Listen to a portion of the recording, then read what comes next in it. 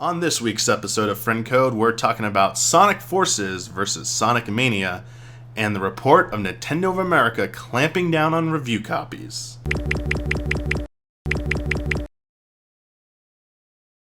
Hello everyone, I'm Michael Damiani, your host of Friend Code, and on this week's episode, I'm actually joined by a special guest, Mr. Matthew Simmons. Hello everyone. Mr. Matthew Simmons of YoVideoGames. That's correct, YoVideoGames. And he has been gracious enough to help me out this week as we start off with some housekeeping. Usually we record this on Tuesdays. There have been some exceptions in the past that have led to delays and stuff of the sort. Unfortunately, things got a little hectic on Tuesday. Could not record because of scheduling this week with me primarily. I decided to go to do this, recorded this locally. So that is why you're not seeing any camera feed of us this time, but hopefully there is going to be footage, especially from the Sonic discussion. But that's why you're not seeing us on camera, but also why I get to have a special guest. So it actually turned out to be a good thing because, you know, this doesn't usually get to work out for us because it's really hard for Matt to come down to record at our place at Brandon's garage just because of Distance. Matt actually works during the day too. So yeah, unfortunately. Some other housekeeping real quick before we get into our first segment, Dear Nintendo. Amazon situation with the SNES Classic. Told everyone I would update people as that there were more updates. Seems like Amazon is starting to send out more of them. In fact, our own Kyle Bossman finally got his recently. I'm getting a lot of your comments on Twitter saying that you are finally getting yours. So, took them long enough, but they're actually following through. But as always, if you still haven't gotten yours, let us know what the situation is with that. And, we'll keep following up on that as there's more news to report on it. Last episode, something I said prompted by Mr. Bossman, because he wanted me to clarify something that I always allude to within the group of allies, about this thing with Chrono Trigger and the mysterious situation around it, about why it is so difficult to re-release it supposedly. And I made the statement that after the DS version came out, it made certain parties aware of their rights to the game and thus have been a little bit of an obstacle to overcome. But actually talking with people again to remember it, actually the clarification I want to make is that it's not necessarily that it can't be re-released. It is that no new games involving the Chrono characters can be made. That also might give you a hint as to who and what I was referring to, because I did see a Gaff thread about it, and Gaff pointed out another copyright was added to the game, the DS version. That actually wasn't what I was referencing, though that was an interesting point. But I think you'll notice too. There is a Chrono Trigger sequel, sort of, and it has no aesthetic similarity to Chrono Trigger, and there's probably a good reason for that. Yes. So that's where it stands. And again, it would be amazing if someone could get someone involved with that game to go on the record about this to clarify one way or another whether this is true or not true. And again, this is something I was told by somebody for several years, and this stuff has always turned out to be either outright true or mostly true. So that's why I've taken this kind of as face value and kind of accepted it as like kind of the truth about the situation. However, I know that doesn't always work for everyone. Obviously, you want someone on the record and stuff. So, yeah, maybe one day someone will get to interview someone and that information come out. But I highly doubt it. Yeah. Well, the other thing, too, I think all you got to really look at with Chrono Trigger in particular is that even lesser-known Square franchises, they still give them updates. They still do new games or new experiences. Like the Mana series, they still make stuff for the Mana series. They still make stuff for the Saga series.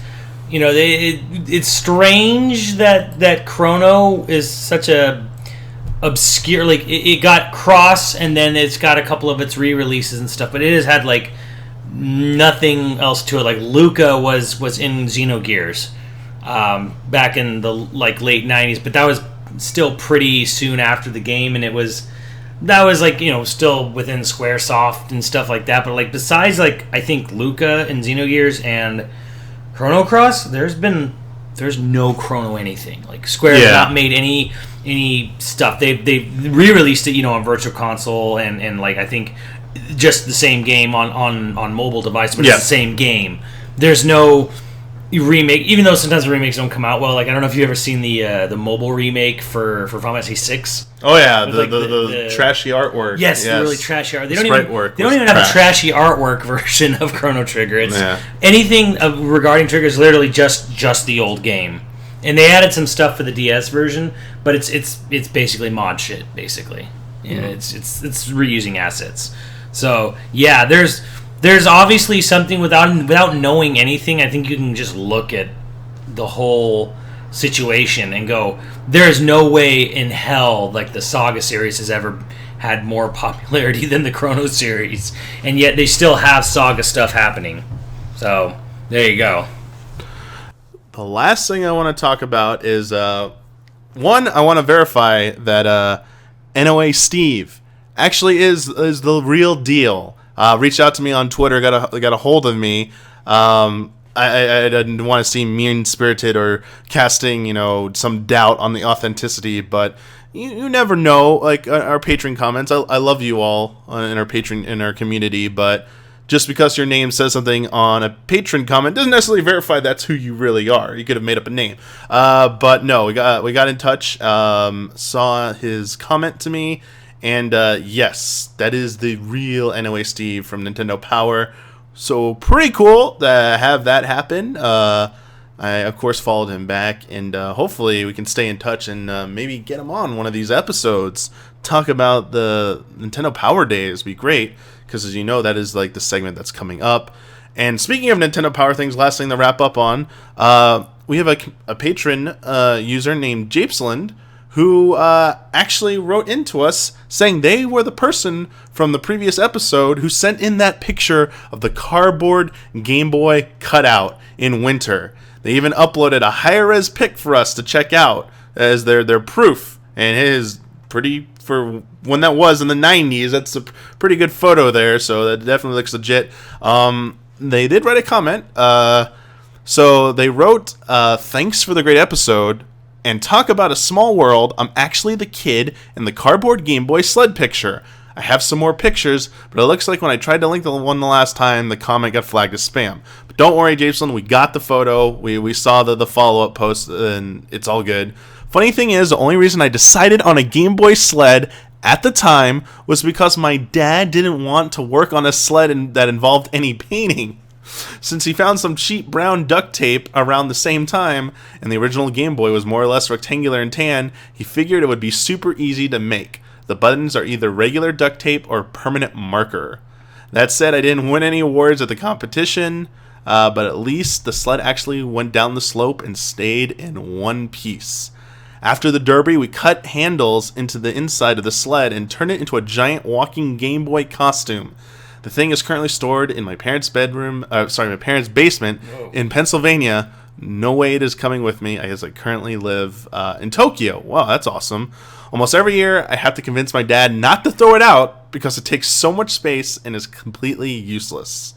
Oh, there's been some things I've had to try and convince my parents not to throw away. Those are like old magazines, gaming magazines I just completely forgot I had. Yeah. Also, I had those promotional Nintendo videos from back in the day, like the N64 one.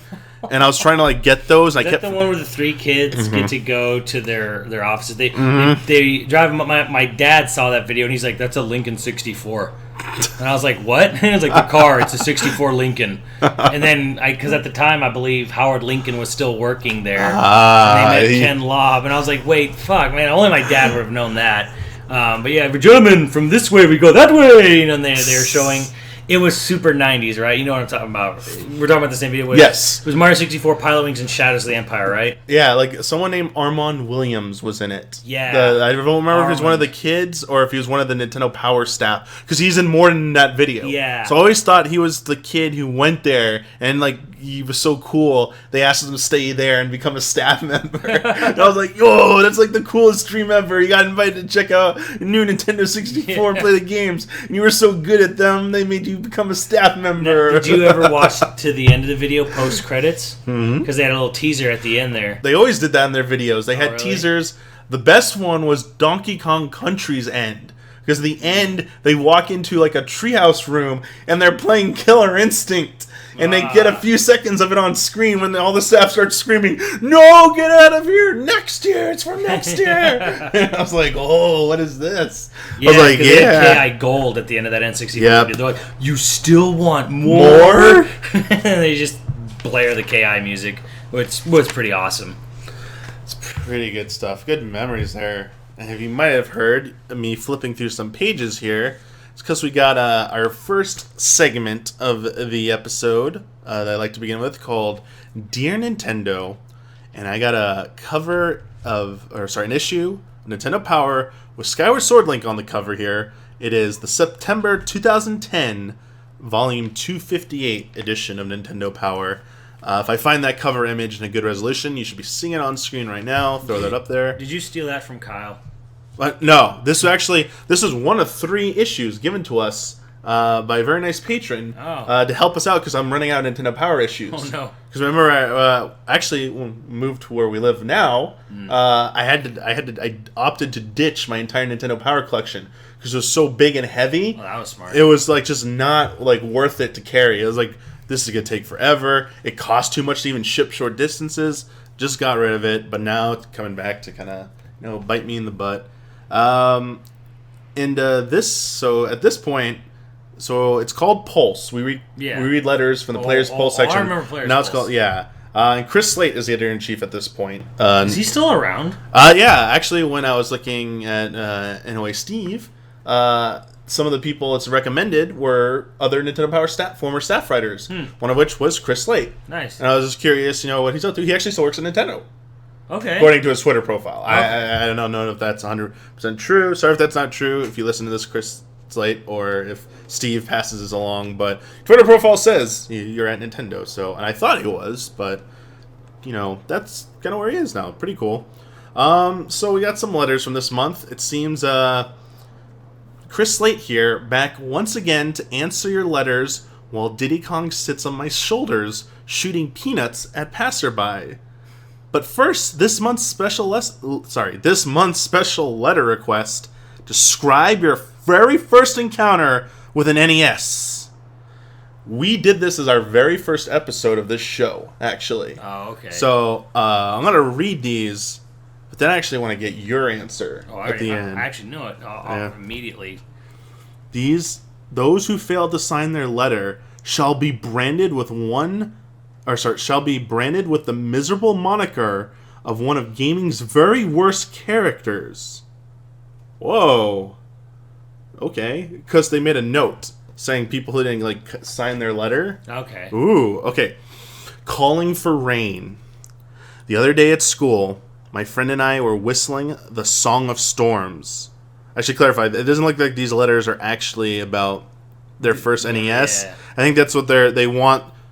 Send your responses to the address on page 8. We'll print the best one. So sorry, the thing I talked about is what they want people to write in about. Yeah, I apologize. So these letters aren't that. Anyway, calling for a raining day, calling for rain. The other day at school, my friend and I were whistling the Song of Storms. About 3 minutes later, a large cloud system rolled in. Later, we decided to whistle the tune again, and a break in the clouds appeared. We live in Washington, so the weather's always bipolar, but come on. Is that not awesome? It says, Tree CK of Fan 55. Trico fan? I don't know how to say that. It's weird. It's all written as one word. And then the reply from Nintendo Power: if any bullies come up to the two of you while you're walking around the school, duo whistling, please don't tell them you're summoning storms. This was a really slow month for letters, wasn't it? Yeah, this is really slow letters. There's only like four or five. Yeah, there's only 5. Whoa, wait, hang on. What do you think of Nintendo's E3 announcements? Whoa, here we go. Hang on. Oof. Sorry, we just got we turned the page and we found the interesting stuff. Here's the thing. What year was this? The 2010. That was September. So it was E3 2010. That was a really good year for them, though, wasn't it? Would have been after Galaxy 2 and stuff. That was a really excellent year they had. That was like their comeback year.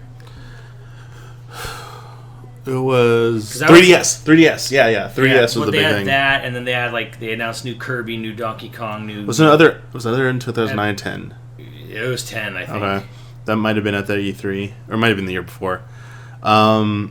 But here we go. Oh, here's some stuff. Animal Crossing, Kid Icarus. Oh, yeah, it was that 3DS presentation. That was so cool. Reggie and all his all of Reggie's call girls came out behind him with the 3DS. Oh, at the very end? Yeah, right at the very end. That presentation, though, with the 3DS, I just remember the Star Fox one. This is one of the things. Brandon talked about this at some point in the past year about actually being at a press conference versus watching it on stream. He was talking about the production value of the Sony one because they did all those stage presentations this year, and on stream that effect came off kind of cheap, or not cheap, but didn't work. Yeah. But for the 3DS thing I'm talking about, when they did the Star Fox one, they did this mist effect and the sound of engines revving up and gears whirring and Fox running in. It looked like I was a Disney World presentation before a ride. It was so good. Yeah, it was so good, and the sound effects of him getting in, I was like, this looks awesome. Of course, it was for the 3DS remake of Star Fox 64, but they did it for every game they did. Kid Icarus had one too. There were a series of, I think that might have been the following year, but there was that one year where they did that, where 3 or 4 3DS games got these really cool, I don't know how to describe it other than Terminator 2 3D, where it was kind of this weird mix of stage and screen kind of blurring together to create sound effects and noise and you said pyrotechnics and shit like that. So yeah, that was really cool. But no, 2010 was their really good year from E3. That was probably one of their best as far as being a Nintendo fan goes. I see what they mean about not signing their stuff. They gave someone the name Slippy Toad. Right. Because they didn't sign it. So here we go. Here's some reactions. Here's some hot takes from E3 2010 from the fans of Nintendo Power who wrote in. I'm excited about all of the games that Nintendo showed at E3, especially Kirby's Epic Yarn. That game was great. I didn't see it coming, and I couldn't believe my eyes when I saw the trailer. Kirby looks so cute. I love his cute voice too. I wonder how King DDD and Meta Knight might look in yarn form. ... I has Rhythm, another troll name. I am so glad that my favorite character, Pit, is finally getting a new game. I was literally jumping up and down and screaming with excitement, Nintendo. Thank you so much for listening to We Kid Icarus fans. Unfortunately, he still wouldn't be able to control him when it came out. E3 was spectacular this year. I love how Nintendo is returning to hardcore gamers' interest. They wrote Lemonade Johnson as their name. The biggest surprise of E3 for me was the revival of GoldenEye 007. I remember the game. I forgot it happened here. I remember the time I first played the N64 version in my cousin's basement. Maybe I can finally get the edge on him 13 years later. Dan the man. The coolest thing revealed at E3 this year is Pilot Wings Resort for the 3DS. Who printed that guy's letter? The reason I think that is because in your July 2009 issue, you wrote, alongside a picture of Wii Sports Resort skydiving, aim for the rings like in Pilot Wings for the Super NES. I believe Nintendo saw that article. Peach. From Peach. Was that supposed to be a slam on Peach? No. They just given it. I mean, it could be. Yeah. I practically drooled over this trailer for The Legend of Zelda Skyward Sword. Whenever a new Zelda game is announced, it's the only thing I can think about. I had to replay Twilight Princess just to try and get my mind off of it, but I'm still thinking about breaking into Nintendo and stealing a copy of Skyward Sword while nobody's looking. Was that Kyle? Megan. Yeah, was that Kyle? yeah, it was really Kyle. That one's not a reaction. Someone's talking about their Wii breaking. Oh, whoa. I'm very happy about the 3DS, and more importantly, its new Metal Gear and Resident Evil games. So it was Mercenaries and Snake Eater 3D at first that were shown. No, I think Revelations was Revelation first? Well, they had the trailer first at that E3, but it was just a trailer, and there's shit in that trailer that wasn't even in the final game. Okay. And I remember talking to people I knew who worked at Capcom at the time, and were like, I don't even know why they put that in the trailer, because there was a very clear scene with Hunk in the first Revelations trailer, and they're like, he was never in the game. They're like, he was never Like, it was not supposed to be part of it. Like, maybe at some very, very, very early design concepts phase, but like they were very even at Capcom were like bewildered by some of that trailer. And then I don't know, did you ever watch the Metal Gear demo they had at 2010? Mm-hmm. It wasn't a demo of a game. It was kind of just like it was basically a VR experience. Yes. And it was using graphics that were way better than the one that came out for Metal Gear Solid 3D. And I don't know if you remember this. Here's a little added tidbit for that. They were bullied into making Metal Gear Solid 3D because of that trailer at E3, that experience. Because everyone was so convinced that they were making Metal Gear Solid 3 for 3DS, and then Konami apparently originally had no intention of doing that, and they got pressured into making it for the 3DS after that because of that BS trailer where you're sneaking around under the log and the guy looks for you and stuff. Ooh, okay. Interesting. Finish off this person's letter to give them, the respect they deserve. I love seeing franchises that are popular on other systems come back to Nintendo. Woot! From Rocky Rodent. Yeah, it's just fanboyism. I mean, as you said, it was like a good time for like Nintendo. Like they're getting all these, announcing all these games, and even though not like, especially you point out Metal Gear, like didn't turn out the way we wanted it. Probably same thing with Revelations. I mean, I like Revelations. I liked it when I played on consoles. I think Revelations turned out really well. I really personally wish they would have done an original Metal Gear title. You know, maybe using Metal Gear 2 or 3's like assets and making an original title for it rather than trying to port Metal Gear Solid 3. I think it just I would have liked that because I don't know if you ever played Ghost Babel. Ghost Babel's fantastic. Oh yeah, the Metal Gear Solid for Game Boy Color. Yeah. Oh yeah, great game. Oh yeah, that is a really good game. Like everyone told me to buy it, and I bought it, and it was great.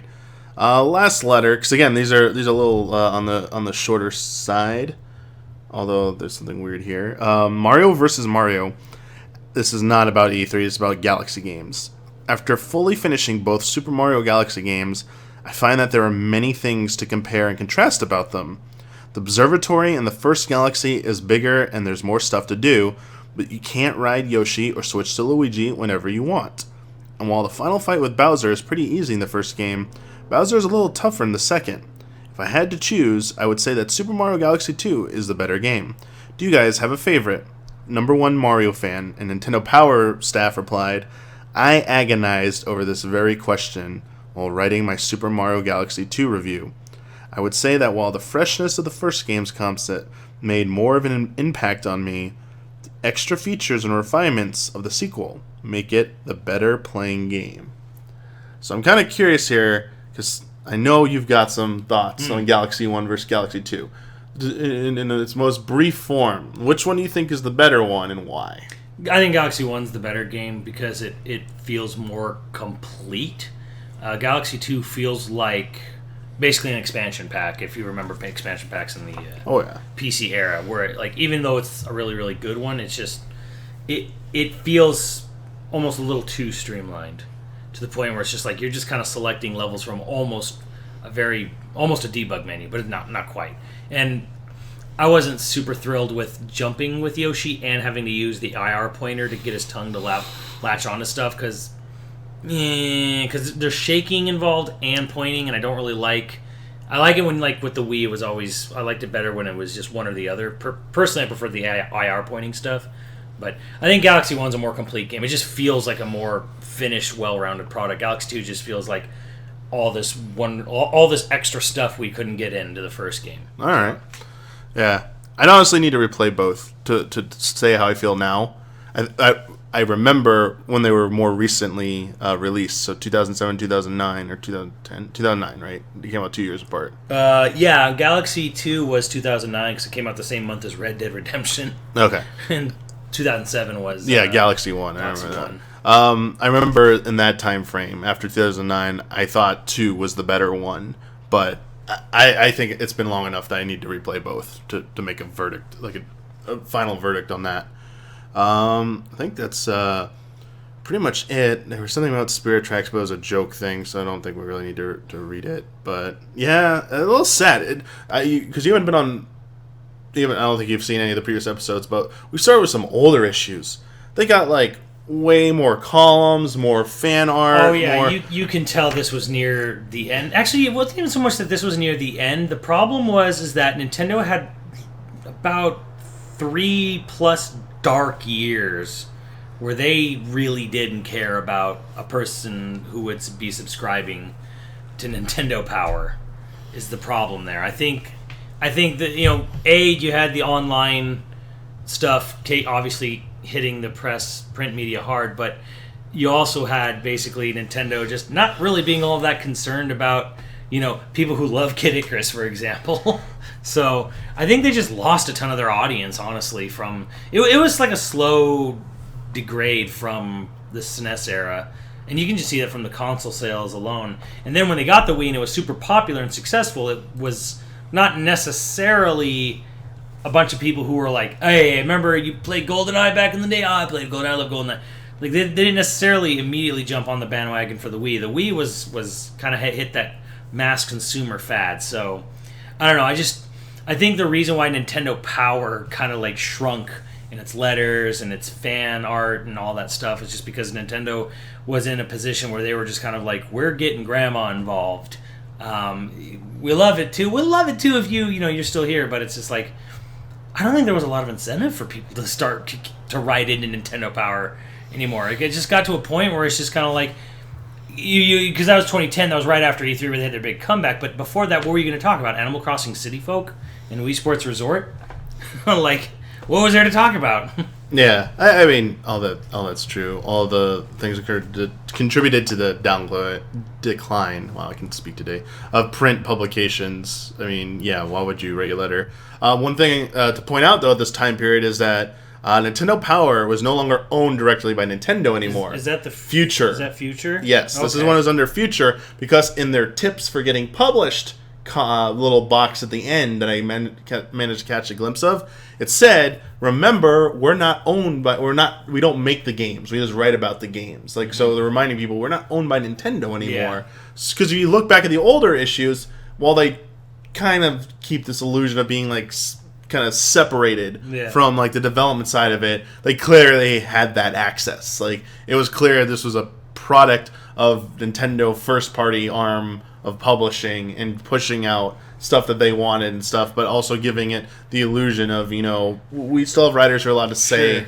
and speak their mind, but it's always about Nintendo. To be frank, though, especially during the late 80s, early 90s, like, there wasn't much difference between a Nintendo Power and GamePro. Like, I mean, I don't know why I'm throwing shade at GamePro in particular, but like, just every magazine was an extension of PR, basically, for the longest time. Anyway, so they always had that illusion, but there was almost no difference between the fact one was published by Nintendo and one wasn't.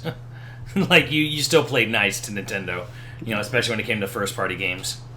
Definitely. That is going to wrap it up for our first section, Dear Nintendo. We're going to move on to our first discussion topic of the episode. Recently, I got to go to a very brief preview event for Sonic Forces, the new Sonic game being released on many a platform, including Nintendo Switch, which is why I bring it up here. I got hands-on for a few minutes here and there on certain parts, so giving impressions of how it played, I don't think is the best thing I could do at this point. And to clarify one thing, I am historically not a fan of preview events. I don't like playing hands-on with preview builds of most things unless it's something very unique and new, and I just want to get my head around the concept just so I can be able to talk about it a little bit better until it comes out. But it's something, especially if it's something I know I'm going to play, or even especially if I'm going to review, I don't want to play like a little snippet and it's like, oh, see you in a month. You don't get to play the rest. I'm like, no. I want to give me the whole game. What the heck? So like, I really hate that. E3 is like this weird double-edged sword of like, I love it because it's like new news, new games being shown off at the same time. Like, I hate playing a game for 5, 10, or 15 minutes and like that's it for maybe a year or more. It's like, I hate that. So I think it's really dependent on the game. That too. Yeah. And I think this varies from person to person. Some people love getting their hands on stuff early if it's to play for a few minutes and formulate impressions about it. Yeah. I don't like doing that because the earlier game is, like, it's not the final game. And I don't like previews that pass judgment on something. I do like when they raise concerns about stuff, like, there's clearly problems here. But I mean, even you would probably have to admit, like, a lot of what you play at E3 is exactly like the final game. I was about to make that point, that historically, the evidence that I've experienced personally shown that there isn't that much change between them. Yeah, there really isn't, because nowadays they're so, like, people are a lot more guarded nowadays, so that when we played Breath of the Wild a year or year plus ago, whatever, when it was just the Breath of the Wild only E3, yep, that was the same game. Oh, the Great Plateau. Yeah, that was. I mean, super granted, close. obviously, there were things that were tiny little things that might have been different, but reality is like that was basically the same game when it came out. Major components aren't generally changed that much. Like nothing was. The graphics were the same. The controls were basically the same. Like I believe even the first shrines were the same. Like there really was not any difference. And I mean nothing significant. Not even hardly anything to write home about. And that's one of the things I learned from going to E3 of all the years that I have, where it's just kind of like by the time you get to E3, when you're playing like a demo at E3, it's a finished slice of the game. They call it the vertical slice, and 9 times out of 10, the game you play at E3 is the game you get.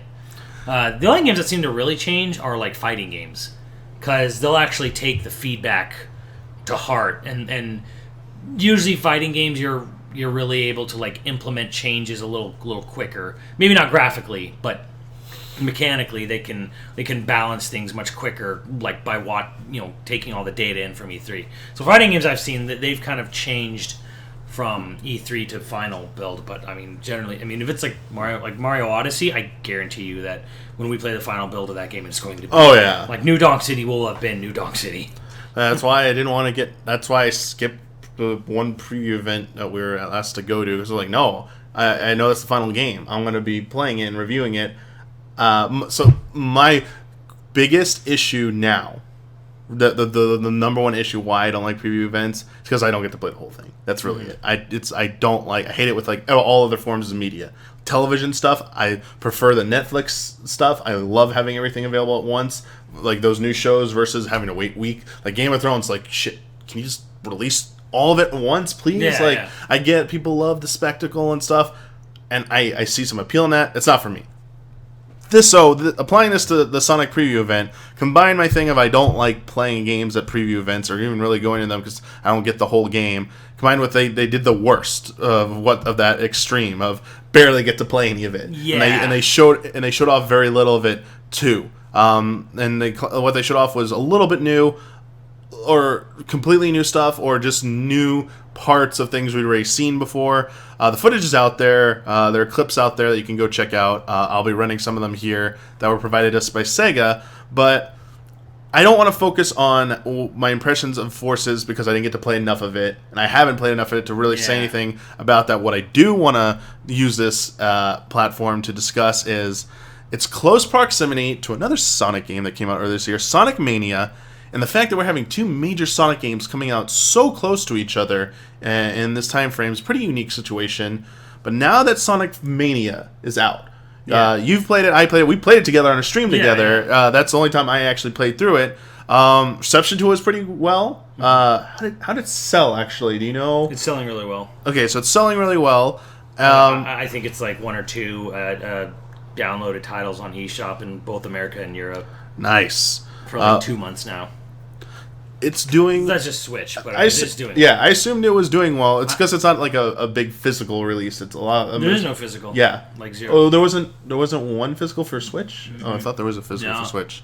So yeah, it's all digital, which is why it's not showing up in MPD, I guess, completely. Right. Yeah. But...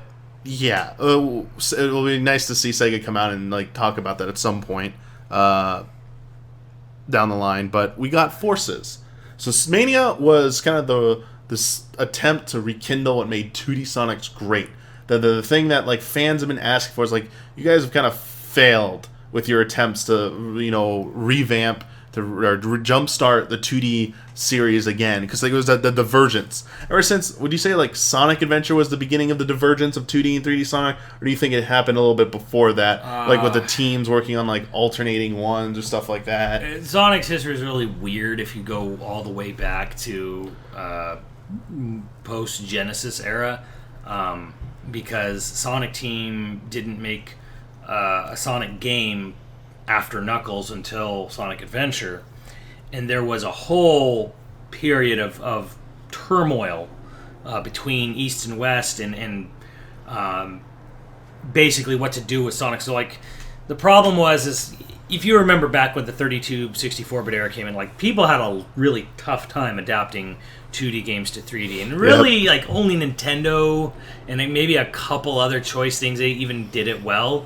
It was mostly Mario, Zelda. But Sonic had this weird thing where, like, obviously Sega knew they needed a Sonic game for Saturn, and then they never got it. They got a port of 3D Blast, which sucks. They got Sonic R by Traveler's Tale, which is not good. They had Sonic Jam, which is just a compilation. But Sonic Team, in a way, I feel to really to put this all in a nutshell, has been kind of sabotaging its own series for over 20 years now.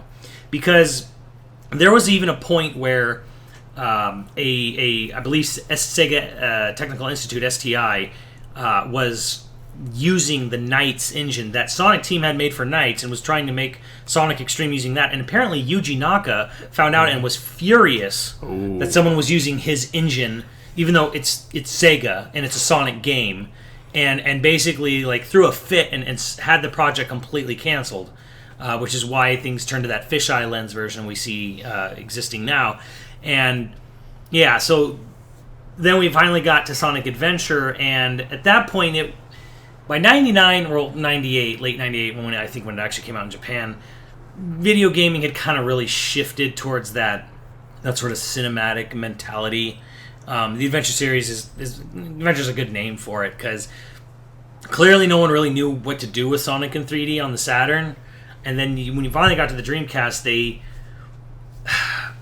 their idea was basically, to turn it into like this sort of serial, multi-character arc, blah blah blah. And personally, I don't think it. I don't like it personally. People have a lot of fond memories of Sonic Adventure, but those games have aged like a melon or a banana. Like they're not good to play anymore. A big part of the reason is like there's so many freaking cutscenes. Like Sonic talking, I think ruined Sonic. It was like giving Tom and Jerry voices in the Tom and Jerry movie. And if you really think about it, like every Sonic game past, Adventure 1 or Adventure 2, and then Sonic Heroes, blah blah, they all had a new gimmick every single time.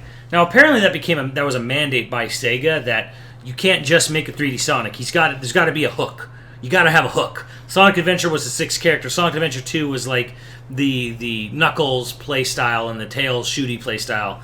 And then Sonic Heroes had the 3 characters at once thing. And then there was like Sonic Unleashed with the Werehog. And then there was Sonic Colors, which was probably the closest to purity, with the Wisps. And then Generations was like their one throwback game. Hey, let's just do what people want. And then Sonic Lost World had that weird spherical design. And then this is where Sonic obviously Sonic 06, I don't forget that piece of trash, but but yeah, like we get to Sonic Forces just confuses the hell out of me, because on the one hand it looks like they're basically 2/3 of it is just, hey, let's just make a new Generations, with the classic Sonic, the modern Sonic, and then they have, which I don't know if it's intentional or they're really not aware, but the idea of making a custom Sonic friend, to me, it's genius, but also awful in the same respects. You know what I mean? Because everyone and their mother wants to make their Cold Steel the Hedgehog, and if you're not squeamish about really harsh, cringy language, look up Cold Steel the Hedgehog on Google. Warning: huge teen angst in it, but it's hilarious, and that's. And here's the other thing that's funny about Sonic is that you can type in any name, the Hedgehog, Mike the Hedgehog, Matt the Hedgehog, and you will get all kinds of original characters. There are original character names for any name in the book. You know, it is like one of those keychain things at Disneyland where like everyone's got their name represented. You put in your name, the Hedgehog, and I guarantee you someone's made an original character. So in a way, it's genius that they're actually making this a reality. But that gameplay is so boring looking from everything I've seen. Especially there was the Casino Forest stage where there wasn't one single enemy. Some people had speculated that maybe it was like a special mission thing, you know, like in Sonic Generations where it was like, oh, collect this many rings in this time frame or something. I mean, I hope, but it is a very blah looking game for a title coming from Sonic Team that they haven't worked on since Lost World. You know, because they didn't do Sonic Boom. Yeah, I hope that's Sonic Boom. Which, you know, was its own train wreck, but Sonic Team has not made a mainline Sonic game since Lost World, and that's actually a pretty long time. And then here's Forces, and it's kind of just this weird fever dream of Sonic Generations mixed with DeviantArt, you know, to create Sonic Forces. It's really bizarre to me. Like I don't really know what to think of it other than, frankly, I don't think Sonic Team knows what they're doing. I don't know that they have since the Saturn, honestly. Like, that's my hot take on it, is that Sonic Team's been lost on the franchise since the Genesis era ended. Like, personally speaking. I'm going to say that Sonic Forces, the first reveal of Sonic Forces, that first teaser trailer where they had old and new Sonic, I thought it was going to be like a Generations 2. Yeah, it's what everyone thought. And I was like, okay, well, Colors and Generations were probably their most well-received 3D Sonic games since the Adventure games, probably. Yeah. Everything after that has not been very well-received, 3D-wise. So I'm like, okay, they want to start with Generations as a starting point and go from there. And then I thought, oh, maybe they're just going to throw in color stuff as well. This is what this Forces thing is. The more I've seen of that game, and this is why I said, like, we said like games wouldn't usually change so much from the preview to the release. Like, I just don't see this game as very interesting. I think the create a character thing is just pandering, complete pandering to the fan base to get. They have the unique abilities, so they have you've seen the footage. Yeah. They got the drill guy, the drill bird with the drill. You can just spam it through and charges up, blast through enemies and knocks them out. The animal you get depends on the ability you get, right? Mm-hmm. Like, so it's not it wasn't the pipe dream of I can make the gotta go fast artwork character. Like it's there are some conditions in place for the create a character, custom character, so it isn't like completely freeform, right? Like some people are imagining. But yes, like the power abilities are finite, and those are what probably makes them the most unique element about them. So we talked about the drill. Also lets you climb up walls and stuff by holding it down. You have the lightning whip, which just you spam it, kill enemies. One of the powers, you can ride coins to buy. There's a segment that they showed me where there's a bunch of platforming you could have done, or if you jumped at this right spot, held down, it was a PlayStation 4 version, hold down the triangle button, you could ride this kind of roller coaster of coins, and at the end of each little kind of segment of them, you could push the X button to grapple the air dash at an object or an enemy, and then bounce up and continue to higher to another string of coins and bypass an entire segment of platforming. Actually, yes. Those are called rings in Sonic the Hedgehog. I'm calling them coins. It's coins in Mario Brothers. Yes. It's rings gold in rings. Sonic the Hedgehog. I saw the Mega 64 video. Stop being such a Nintendo fanboy. It's rings. I saw the Mega 64 video. I saw the gold rings. I am informed, but yes, I apologize, Sonic fans, for that. I just went with coins because I'm staring at a picture of Mario in front of me right now. It was probably subliminally saying, "Say coins, Damiani. You better say coins.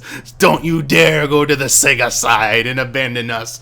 But yes, the Trail of Rings. Yeah, that was a thing they introduced in Sonic Adventure 1. Okay. It was the light dash shoes or something. I'm sad I remember this, but the 3D segments, the going forward part of the 3D segments, they just seemed like there's a little small segments of platforming, very basic platforming, but otherwise there's just more interactive elements to the going fast parts, where it's you can either hop onto different rails again, but it's a little bit more clear where you need to go. There's quick time event type stuff to like take advantage of like going too fast and stuff, but like to prompt you to do stuff in advance. They've kind of streamlined it a bit, but at the same time it feels less like a game and more of just like, I don't know, this Dragon's Lair? This like kind of interactive adventure type thing on some points, but like the side scrolling parts are where the platforming happens the most usually, and to me that's like, it's done so much better in Sonic Mania. It's like these doesn't even come the 3D the platforming segments in 3D Sonic games presented as from a side perspective, like, have never been good to me. Like, how can I get those so wrong? And they always have this thing where like there's always like one type of just generic like fat guy with a lance kind of Igbot whatever badnik that you get like one type of badnik per level, which is weird. And a lot of the times it's basically just setting up things so you can hit like a speed boost, to go on a rail.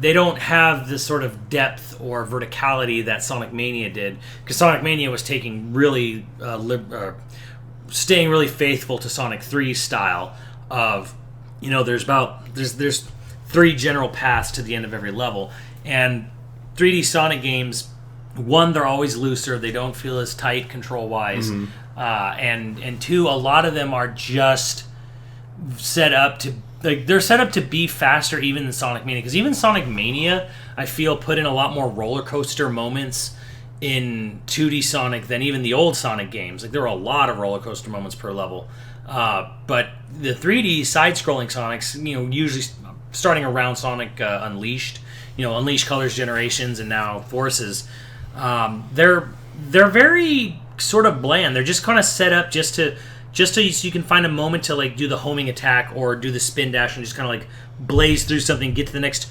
3D segment. So you can go really fast, you hit a speed boost, and then we'll do the thing where the camera pans around to your back, and then you hit left or right. The level design is not very intuitive, and I say that as a huge fan of 2D side scrollers.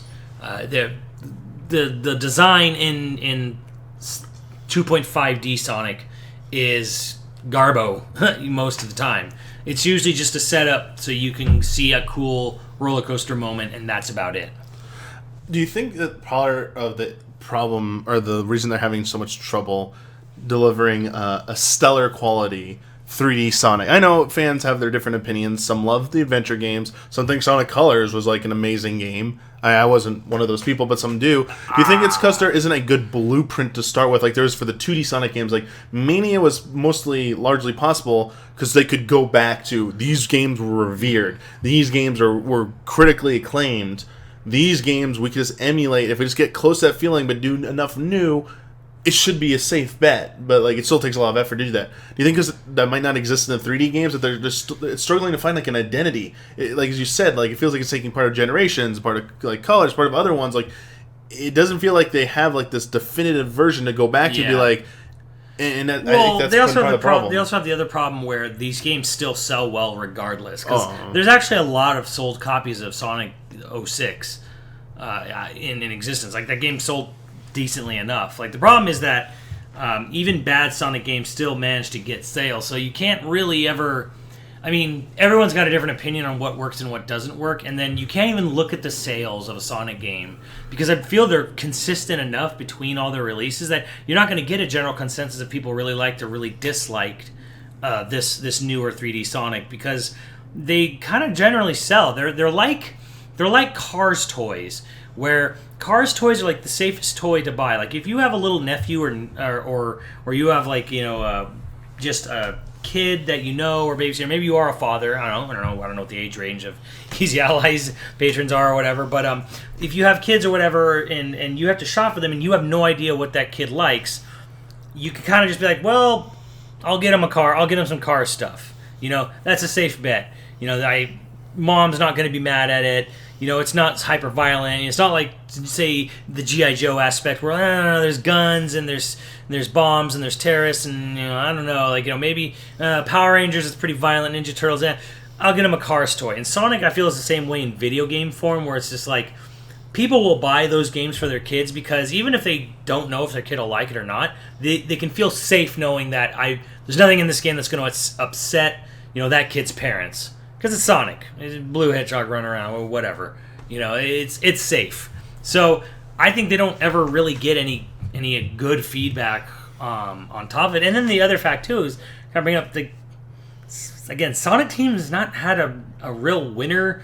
At least with Sonic, I feel I actually really like the gameplay of Knights and PSO, but like I think Sonic and 3D just didn't work. And here's my thing on this: is some franchises just don't work in 3D. Sonic doesn't work in 3D. Contra doesn't work in 3D. Castlevania really doesn't work in 3D. And I don't want to hear any crap about Lords of Shadow because that game had awful hit detection, and it was barely even a Castlevania game. But at the end of the day, like, yeah, some franchises just do not work in 3D. And don't really work in 2.5D either because of the way hitboxes and physics work in 2.5D. I think that holds some truth. I will agree with you. Like, I think if you're trying to make the spirit of 2D Sonic into 3D, I think that has been the best. Like, they have had mixed results with that at best, as you've outlined and stuff. Yeah. Like I think that is the problematic. I would argue for like Sonic, maybe when if they want to keep trying to do 3D games, because you said they still sell. I think the only one that didn't sell well was Lost World because it was exclusive to Wii U. Yeah, and Wii U was also a low install base. If that had been a multi-platform title, it probably would have sold. I still think that sold like 725 or 750,000 units. It was still something like pretty damn good for Wii U. It wasn't good for general, but I mean, like, you're right. I mean, it didn't sell too hot because it was a Wii U. Yeah, that's why they don't do the exclusivity with Nintendo anymore like that. But they still, as your point was, they still sell well enough that like they're probably gonna still want to keep making 3D Mario games or 3D Mario. Again, I'm staring at Mario. 3D Sonic games because they're not gonna leave that money on the table. I do think personally, maybe they should try going for something different. As you said, it might not be. It's not 2D Sonic, which you could argue is not even a Sonic game anymore. But there are clearly 3D platformers out there that got it right. Maybe they have to look at that for something. But at the same time, you pointed out some other franchises like Castlevania. I'm kind of curious because like people like to say Dark Souls is like they're Bloodborne more so than all of them is like that is like 3D Castlevania realized. Sure, like, kind of. But like you don't have the platforming element. Right. Like there's platforming in Souls and Bloodborne. Yes, a little bit. But like it's not to the degree. There isn't like action platforming on the scale I would say of the Castlevania games. Yeah. Like that, and I think that might be the cost. I think action platforming in 3D games, it's either you got to be character action game, which is like it's surprised they never did like a Castlevania game like that. But that would have been all action oriented. Whereas the exploration really in that there's very light exploration and puzzle solving in Devil May Cry games or most character even Bayonetta. Like there's not too much of that. Whereas like that's people want that Symphony of the Night Metroidvania style 3D feel with the action and platforming. Which is the first Devil May Cry is the closest to like a perfect 3D Castlevania, and even then that's only so close. Yeah. To being like Castlevania. So I see that. Yeah, I do see that. Like the difficulties. I mean, friggin' Nintendo skipped the whole 3D generation. It was because you mentioned how good Nintendo was at N64 was Mario and Zelda bringing them to 3D. Yeah. Metroid didn't make that jump because they couldn't figure it out.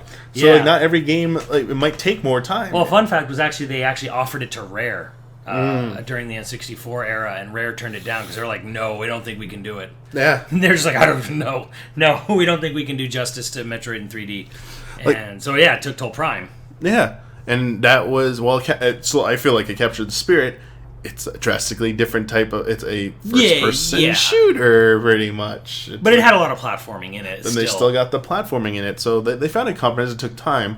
For me, I wonder, like, you know, with Sonic 3D, it's like, what would happen if like the Mario team take a crack at a Sonic game or something like a 3D Sonic game, like team behind you know what I'm talking about, Koizumi and Tezuka taking a crack at that to see what they could do, or just any other 3D team that has proven itself to make a decent 3D platformer. I guess I could concede that it might be possible to make a really good 3D Sonic work. I think it's clear at this point it's not going to come from Sonic Team, but realistically speaking, I think you should just let Christian Whitehead and Pagoda West and the other guys just make Sonic games, like 2D Sonic games, and then Sonic Team should just go on and make more games like Knights and PSO. Now, Gotcha. granted, obviously people be like, Knights doesn't sell at all, but it's like, well, obviously not, but I would rather see them try to go off and do new things like that, and just let the people who know what they're doing with Sonic make Sonic games. Because I think the weirdest, starkest reality of this whole 4-month block, whatever it was, between August and November, is you have 2 Sonic games where a complete fan-driven game with like a core team of about like 10, 15 people have vastly, hilariously outclassed the actual homegrown team in Japan at their own game. So, and the thing is I work with in the education field, and I see kids all the time. Kids really don't care if Sonic's 3D or 2D like that much. Like the Sonic fans will play any Sonic game. Like they will play and they will love Sonic Mania, and they do. And it doesn't matter that it looks like a slightly better Genesis game. To them, they don't see the same arms race for graphics that we did, that we grew up through. Because we live in an era where Minecraft and PUBG are like the 2 biggest games on the planet, and they look like crap graphically. But you know what? Even the younger generation, they don't care. And the older, savvier people like us, we don't personally care. Heck, we think it's awesome when a Sonic game looks like Mania. Yeah. So I feel it's instead of like a race to graphical fidelity, it's more like a race to the bottom, because Sonic Forces has this weird sort of like a post-apocalyptic look to Sonic, and it's like, why? Why would you make Green Hill Zone a desert? Why would you make Chemical Plant Zone all rusted over? Like this doesn't even look good anymore. Like you don't even have that sort of razzle dazzle 3D effects anymore, because now you just have, hey, look at how rotted Green Hill Zone is, and it's like, what is this, an analogy for your own development studio? I mean, I don't get it. Forces just confuses me. Like I do not know what the purpose of the game is, other than to make money. All right. I want to wrap up this segment by asking this. After Forces comes out, it's a what if, a hypothetical. Mm-hmm. What if Forces comes out, doesn't sell very well, or Mania is a clear winner. Mania ends up outselling and outpacing Forces, and Forces is critically panned, or at least doesn't get very good reviews. Like it's just like average at best. Yeah. Do you think that will trigger any kind of major shift in Sega and Sonic team, in that we're going to going forward, we're focusing on 2D games? Because I remember they said something about we're going to take a wait-and-see approach to how Mania is received, and I also took that to assume let's also see how Forces is received. So what happens if Mania comes out the clear winner? I don't know. Like, my fear is actually that it causes more of a rift than anything. The scenario like Sega wants is that both of them to sell amazing, but say Mania does become the clear victor in this sales contest or whatever, I almost think that it's going to cause more backlash than good, because this happened already before within Sega, where the original owner back in the 90s hired Tom Kalinske to make the Genesis profitable. And he did it by saying, I want to drop the system $100. I want to pack in a game being Sonic the Hedgehog, and I want to push for the sports agenda, which Sega of Japan hated, absolutely furious with that idea. But the president was like, "You know what? I hired him. I'm going to go with his gut instinct," and they did it. And that's when the Genesis, for a time till about Donkey Kong Country, outsold the Super NES. Was the more popular console for a little bit. Was ahead of the game. Sega's response to this was basically to assume complete control going forward, because after the 32X kind of fizzled out, they were like, we're going to do everything. We're going to make all the decisions. We're going to launch the Saturn now, even though we told you we're going to launch it, months from now. There was a huge internal rift between Sega of America and Sega Japan, because Sega Japan was so pissed that Sega of America had outsold them and was more popular than them in the foreign market than in their homegrown market of Japan. So I almost wonder if this will cause the same problem, where it's like Sonic Team's going to get so outclassed, and they'll just be pissy about it, and it'll just cause more rift and more of a problem than anything. That's just the cynic in me seeing that. Where the smart thing to do would just be, where if I was in charge, me would just be like, well, okay, clearly you're not. Sonic Team's not really necessary anymore. We can get better selling Sonic games with less people and outsourced by Sonic Team. But I would personally try to just move them on to other projects. Again, go back to Knights, go back to PSO. Help resurrect Burning Rangers. No. I mean, if they decide to go that route, I can see moving on to other projects. Maybe that team is just tired of working on Sonic as well. Who knows if it's mandated from above them that because they are called Sonic Team, despite them working on other projects. You're always going to be making Sonic games, guys. You never know the full story. I tend to believe that if the scenario plays out, what you just said, I don't think it'll be hopefully will not be a repeat of the 90s with Genesis, just because. It's been 20 years since then, over 20 years. Also, Sega being more, I think they hate to be cynical, but I don't think they care as much if one territory does better than the other. They won't take it offensively. They'll be business minded. They'll be oh, why did that do better? Do more of that makes us money. I think they're gonna go with the money and be more business driven. And if Mania's on and they say, oh, it cost this much to make it and it sold this much. The worst case would be Sonic Team. You're gonna you'll be backup to Christian Whitehead and all, and that team to support them in making whatever games they want until we say otherwise. Which that might cause a internal studio rift, but I don't think it'll be a company wide rift where of the magnitude. If I was Sonic Team, I'd actually be glad if they told me you're going to do something else. I'd be thank God, personally speaking. So, we'll see. Again, I apologize, it's not so much hands-on impressions, but again, they didn't really give me much time with the game. The whole appointment was 30 minutes and included more than just the game. There was some other information and stuff.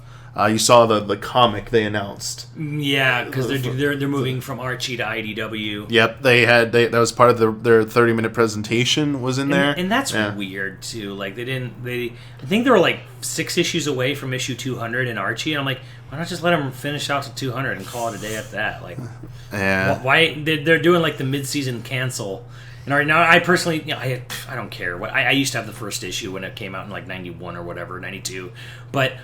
Personally speaking, from my point of view, for someone who knows nothing about the Sonic comics, I'm why don't you just let Archie finish up whatever arc they were on, and then move over to IDW? Whatever, who cares? Yeah, whatever. Seems a little weird and unfair to the Archie comic fans. There are some outlets out there. I did read up on it a year ago or something, or earlier this year for something, and I forgot about it now. But there's a pretty good history about the Archie Sonic stuff and all that, and I think they go into some depth about why they think Sega went this way. But anyway, the point was that took up some of the time, which is why I didn't have even 30 minutes with the game. Yeah. Didn't even have 15 minutes with the game. So that's why I'm not giving you really any hands-on stuff, impressions from it, because not enough time to really say much of it. Just got to go off what I saw and what's out there, and I think that's gonna wrap it up for the Sonic Forces in Mania discussion.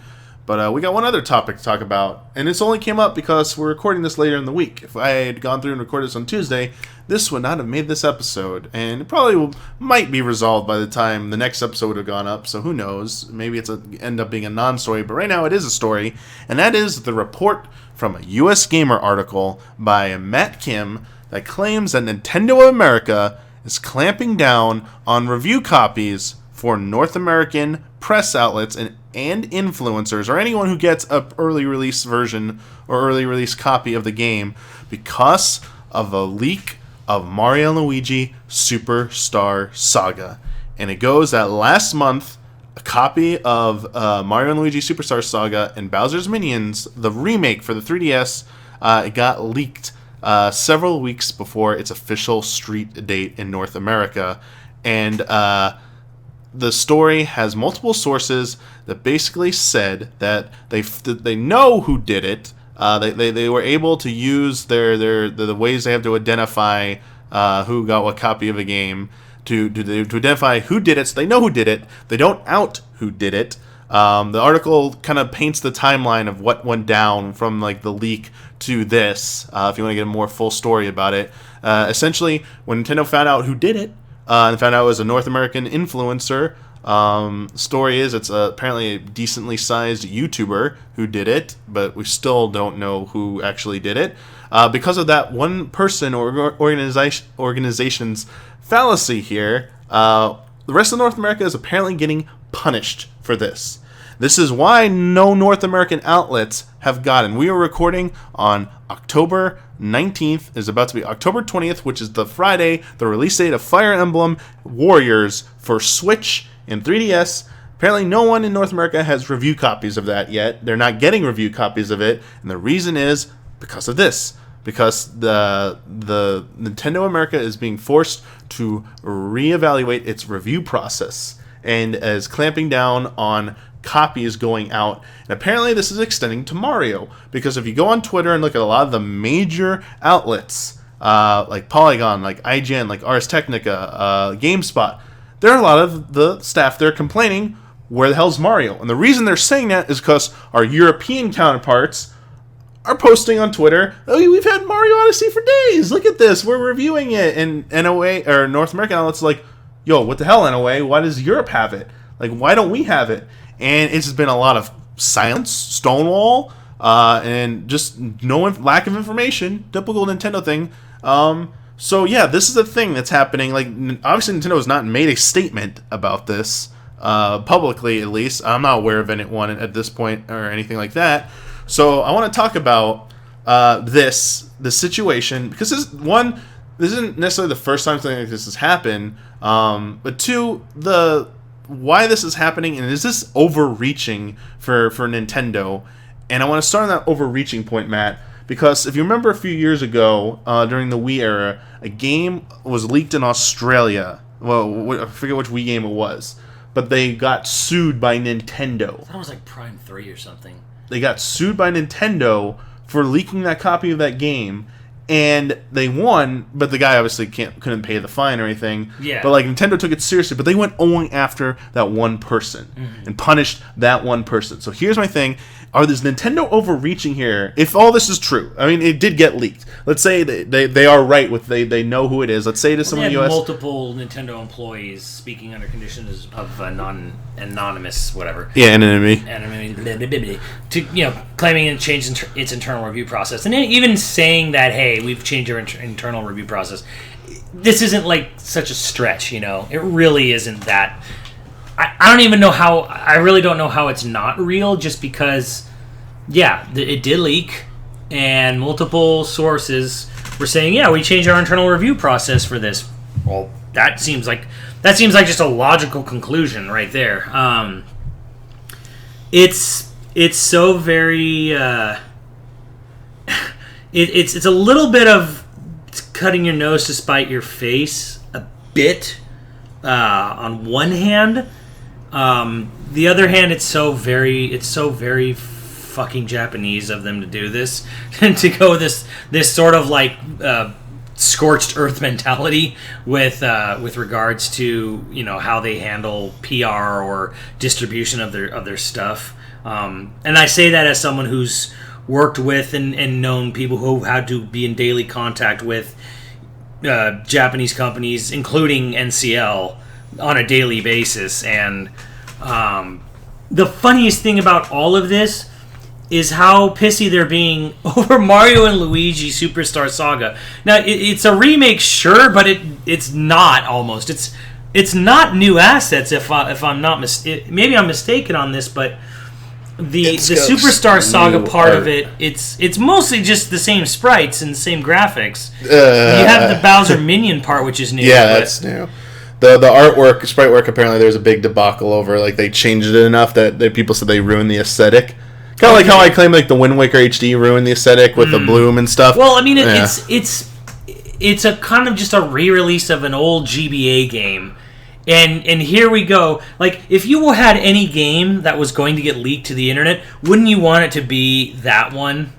Wouldn't you rather that game get leaked than Mario Odyssey or Fire Emblem Warriors? I mean, with that specific point, it wasn't the worst thing to have gotten leaked. Yeah. It was the least damaging. However, backing it up a bit, I think the issue is, I don't think this is Nintendo of America that necessarily initiated this process.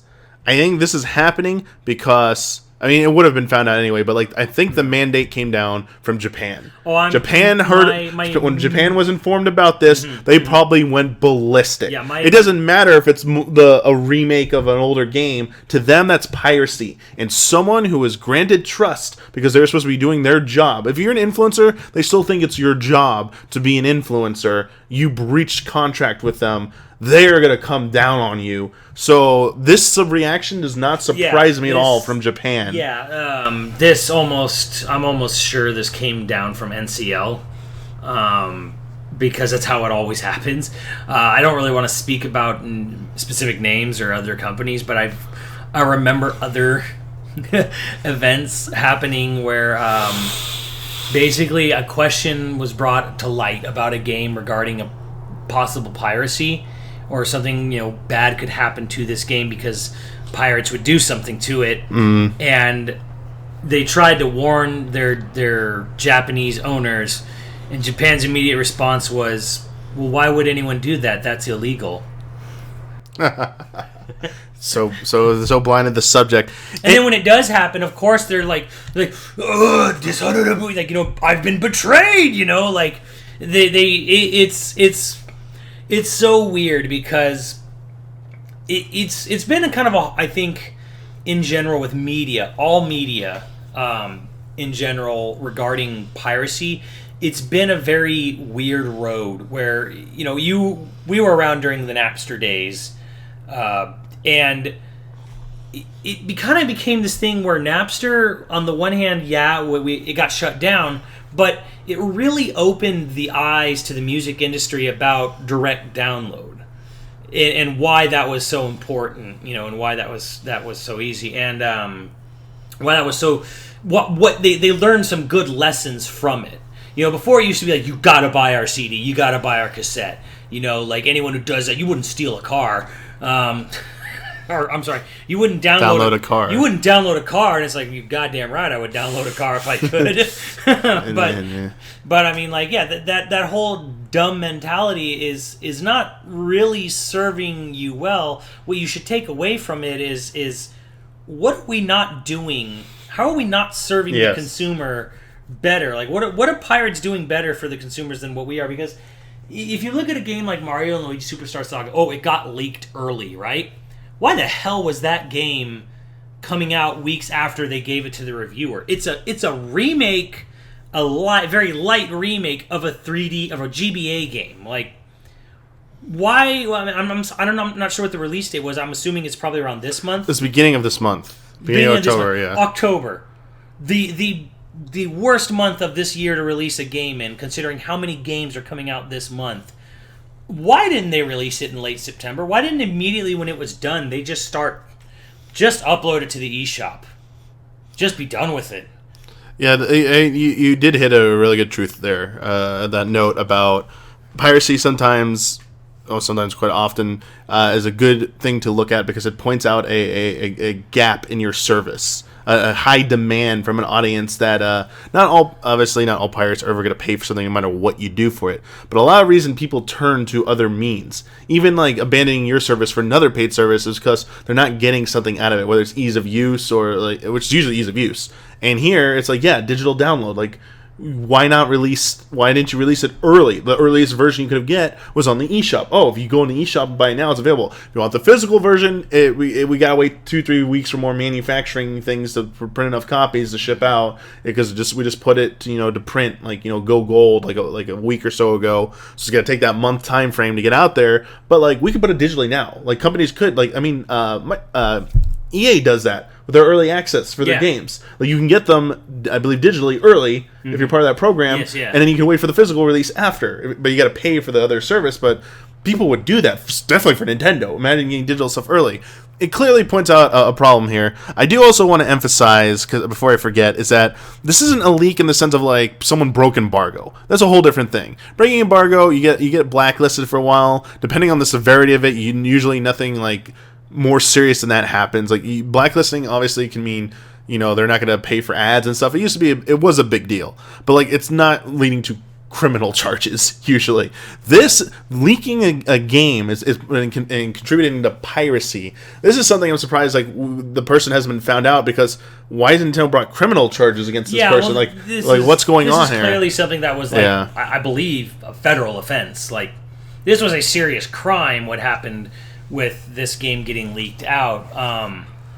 But the response is basically that NCL's treating everyone as a criminal. Yes, that's the mentality. Whether they say they are or not, like the mentality from this like I said, just burned earth mentality of punishment is like, you're basically now treating everyone as a felon. I mean, they're treating us as all of us as being guilty of the crime. I mean, if they treat us like a felon, they'd want to bring charges, stuff like. They're basically they're saying they're basically, this decision is that we're all culpable. Every outlet, everyone who has ever had access to early games and still on these lists to get these copies is culpable for this one person or group's transgressions. You know what though? Here's what I say, and to the people who are, I'm not throwing shade at the big companies like, NWR or Game Explainer or anything like that, but I'm just saying that there's a good side in a way to the, say, Fire Emblem Warriors, and that is these reviews will be completely honest. Because one, there's no incentive to have a review out by an embargo date, so no one's rushing the game. And then you also have the fact that if people had to go out and buy this game themselves, their level of investment's probably going to be a little greater in the game, and they're going to have a better perspective of looking at it like, I just actually spent $60 on this game. That's going to weigh heavily on my mind on whether or not it was worth that money I spent when that person then reviews the game. So it's not going to be rushed, and I feel you're going to get more honest reviews out of people who are, in a way, forced to go out and buy it with their own money. Now, obviously, that's not really good if you're trying to make a living off of this stuff. But I mean, even if they just send the game out the day of, I think you're gonna get more honest reviews. If you say we're not gonna have any embargo dates, we'll send you a copy when it comes out, or midnight of the day of release, whatever. Without that rush to, like, I gotta get it ready, the day before it comes out, I have to have that review good. Now, that doesn't necessarily help some people who are looking forward to those reviews as a judgment call whether or not to buy the game. Now, that is the downside of this, is that now people who are on the fence about games, they have to, like, wait for the game to be out and still be on the fence, and that does suck. And I mean, I don't know. Personally, I do feel that, like, this is a baby with the bathwater scenario. And I guess I should explain. Someone said they never heard that expression, old-timey expression where people used to have to throw bathwater out a window. And then they say you're throwing the baby out with the bathwater meant like when you had a baby and you gave the baby a bath. And so when someone says, hey, honey, go throw out the bathwater, okay, and you forgot the baby was in there, and they throw the baby out. So the idea is that, like, you're throwing the baby out with the bathwater. It's like you're throwing everyone else out while trying to get rid of these scuzzy other people who leak the game. And it's like, well, there's still good people who are going to review these games and not leak it to the internet. So it goes back to what I was saying, like, kind of like cutting your nose to spite your face a bit, where it's like, you're not really doing yourself any media favor or any PR favor by denying people access to your title. So, again, but I don't know, even if there was a huge outcry from this, I don't know that it would ever land on anybody's ears at NCL, because they are in their weird white rectangular block tower of a building, in Kyoto. They are safely sealed away from the rest of the world. So, what you're saying there about I think an immediate effect of this is going to hurt Fire Emblem Warriors. There's going to be, like, virtually no coverage of this game until it's out. There's no reviews, there's no early release coverage other than people commenting on the trailers and stuff. I think that game could use all the help it could get, honestly. Really? Did you see what they did today with the full DLC reveal? There are a lot of fans pissed. I heard there was a full DLC reveal. What was... It's from the most recent games, nothing before Awakening, and they put Tharja, of all people, in the paid DLC as well. Like the I would have thought she would have been like... fan favorite. I would have thought she would have been the cover girl. Yeah, like, that's, like, talk about pandering. That's the fan service. And that's a paid one. So you got to pay extra to get Tharja. So there's packs, and then you can buy them all as a season pass. And the reaction to it seems that I read it seems very, very negative. Like now people are like they're just like, I'm skipping this game. I know nothing. Better make another one. I know nothing about the recent Fire Emblems, but I mean I'm surprised Tharja wasn't part of the base roster. That don't make a lot of sense to me. Just a lot of the legacy characters just not being in there. Yeah, fans are like, what are you doing? Like imagine if Zelda's like you can't have any. You can have Link, but he has to look like Skyward Sword Link and nothing else. You can't have the other Links, and no characters before Octrox or DLC. Yeah, it's like you can't have anything pre-Twilight Princess. So Ocarina of Time, Majora's Mask, nope. Link's Past, nope. Link's Awakening, no. You can't have any of those characters at all because they're too old. They're only promoting new stuff. And I'm going to be a bit of a hypocrite because I'm a huge whore when it comes to Link's Awakening stuff. And I did end up buying Hyrule Warriors just for the Link's Awakening DLC. So I'm a hypocrite when it comes to all this DLC stuff, but I highly regret it, even though I bought it with gift cards. I still highly regret buying Hyrule Warriors because I did not like the game. But I was kind of surprised when you were saying that like it needs all the help it can get, because I'm like, it's Fire Emblem Warriors. There's like 40 Warriors games. I kind of feel like people would know what you're getting into with a Warriors. No, I do. I mean, I'm talking about like helping it sell well. The mobile game's a whole different story. Heroes had the no barrier of entry because it's it's free with microtransactions in it. Mm-hmm. That's how it works, and that proved to be successful. That obliterated the barrier of entry. This is gonna be a retail price game. Yeah. You have to go buy it. And if it doesn't have the things that you want out of it, even if you're a fan who knows what Fire Emblem is, you're going to be very hesitant. And I see, I have very little interest in this game because of the roster. And I think if this doesn't sell well, they aren't going to make a second one. Maybe if it sells well enough just in Japan, they'll make a second one. Maybe it's Japan only, but what they'll do is they'll make it sell well because they'll have DLC that'll have a bunch of ads with Tharja's butt, and then that butt will be removed for the American version. Oh, here we go. It'll still be enough. People will be aware of it from the Famitsu scan leaks or whatever. So everyone will download the DLC even in America, and then they'll get it, and then it'll be replaced, with a picture of Miyamoto's grinning face or something like that. Oh, I mean, this is just to illustrate a point, though, about Fire Emblem. Sometimes when you think you're punishing the outlets, you're actually punishing yourself with some of these policies. But that's why I think it's not. This lends me a little bit of evidence. It wasn't just NOA who made this decision. It's NCL, because I feel if it was NOA would have probably been instead of 2 weeks early, you're getting Fire Emblem Warriors a few days before. Honestly, I think if it was NOA, they'd probably be God damn it! They're basically they might have pruned a couple what do they call that, influencers. They might have pruned a couple people off their list. That's a couple. We'll just prune a couple people because I got blacklisted once. You were there for that, but it's that wasn't see, when I got blacklisted, it was a decision by the American branch, and all they did was just blacklist me. You personally? It wasn't a swath of we're not going to send any outlet a game early. And actually, the thing was, I didn't do anything bad. Actually, I only got blacklisted because I gave a negative review score to a video game directly on time in the embargo. Nothing was wrong. There was nothing wrong there. Nothing broken and nothing was leaked. Oh, yeah. But I got blacklisted. But when the decision came down from the American branch of the company, it was just okay, we're just not going to send him anything. It was just me. And I found out I later became friends with the people.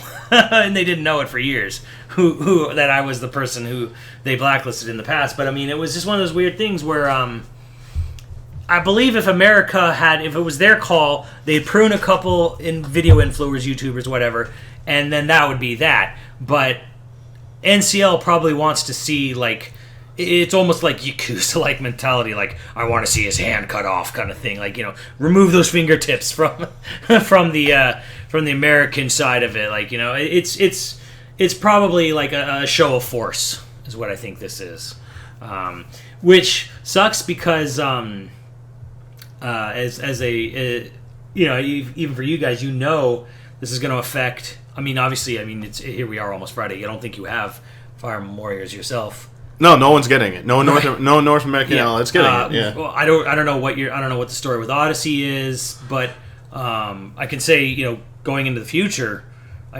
crap. You guys ain't getting Xenoblade 2 probably till day one, till December 1st. And that's going to suck, because that's going to be like a 200-hour game. Oh, yeah. So, yeah, like... pray for Ben. I am really upset about this, because I'm really upset that they did not punish the person who was responsible for this, essentially. Basically, blacklist, done. Go press charges against him, but, like, he's done. Absolutely done. You will never ever get anything from Nintendo again, and make them public, because then other companies will be like, oh, we probably shouldn't give him anything because he was the guy who leaked a copy of a game and got it out there. Like, that person is done. The fact that they're punishing other people in responses, because it's like a panic move, and they're freaking out and just like worried. They're like, oh, who else is going to betray us? Who else is a high risk case really, for this? They should have. If they wanted to go Fire and Brimstone, they should have gone Fire and Brimstone just on that one guy. Blacklist him, and then tell the ESA and like cockblock him from going to E3, and Comic-Con to say, hey, this guy committed a felony. By releasing, an early. They could have put a restraining order on him so he can't go to any event that they're at. Exactly. You're not allowed to come. We're gonna put a restraining order and do all this horrible thing, just basically ruins his career forever. But it's like, well, you broke the law, so can't really feel too sympathetic. They had a lot of options available, and again, in the US Gamer article, the sources they spoke with. It said that the plan that Nintendo of America apparently has come up with in response to this and changing the review policies that influencers and outlets will now get games in tiers, but they're not exactly sure how they're set up. So basically, to explain what that means, like to give an example, is that depending on certain factors, publication size, like your numbers of followers on Twitter, like your social media presence, how meaningful people take your reviews, whatever. A lot of things that basically rank your significance and worth to that company. Like, how valuable is it to give you that copy of that game to them? They're going to now tier you off. And the ones who are in the nice top tier are going to get the game first. And it just trickles down from there until people might not even get the game. Yeah, your Game Informer IGN will get everything. And to lead credence to this, if you go on social media today, there were several outlets, big outlets, who finally tweeted that they got their copy of Odyssey today after playing, the game of telephone with Nintendo of America, trying to figure out where the copies are. And we still haven't gotten ours, as far as I know. I haven't seen any messages and stuff. So, obviously that means Easy Allies. We're not in the, top tier. Not that we ever expected to be, but, it's just evidence here. You could see some outlets saying they have it. Other outlets don't have it yet. So, yes. The tier thing isn't mutually exclusive to this, though. I kind of feel that's a little bit... I don't know. I feel a little weird about major outlets telling people they have a copy of the game. It's kind of like a weird bragging thing. Yo, guys... check it out, we got Mario Odyssey, yay! When outlets do that, yeah. I kind of don't like it. I don't even like it when Nintendo does it. When Reggie Stepford wives, Kit and Ellis or whatever, or Kit and Kat or whatever their names are, the Nintendo Minute people. When they're sitting there, we have this brand new Nintendo game. Oh, it's so awesome, yay! And it's oh, okay, great. I'm very happy for you Nintendo employee having early access to something. I always feel weird about showing off the box or unboxing of a new title, a week or plus before it's out, and it's just kind of those are easy, bait things to do. I think every company does unboxing videos themselves now. It used to be people did them on YouTube and stuff, and they got a lot of views because they're just easy to make. People were just curious to see what was in there, even if you didn't want to see it. They don't even have instruction manuals anymore, so really, what's the mystery? But then companies just well, let's just make this. We have it first. Why do we need that? But it's a reward to an influencer. Hey, you've been doing good for us, so you can be the first to do this. But the whole thing about announcing of a game, I think in this instance, it's a little fair to do it because this is a story. people want to know when people are getting it. But in general, well, now, now it's now like, it's fine to do it. But it's different because now you're like, are there going to be reviews for the game? And now IGN and Game Informer, whoever, has to basically now they have a good reason to come and say like, okay, guys, look, we got a copy. We will have a review ready to go by the release date. I mean, people are going to want to trade notes now and be like, when did you get yours and stuff, because they want to figure out what tier they're in and stuff. That stuff's going to go on. But in general, outside of this unique situation, the whole thing of like, I got a copy and stuff, like, I think everyone's done it to a little extent. Don't show a video of you like with the copy in hand. It's dumb. Like, if you're gonna make a video for people, do direct feed. Show the game. It's like, hey guys, direct feed. Bam, here you go. Look at this. It's pretty cool, isn't it? Wait till you're allowed to do that. Well, yeah. Some companies. I mean, when you're the Nintendo Minute or whatever, and it's just like, dude, don't talk about it. Or the current frustration, because I'm a big Xenoblade fan. The current frustration with that game was that at the Gamescom and the Milan Games Week, when they streamed the game, they spent like a half hour describing the battle system, which is exactly what they did at E3, and it was just kind of like, please stop telling us how the battle system works.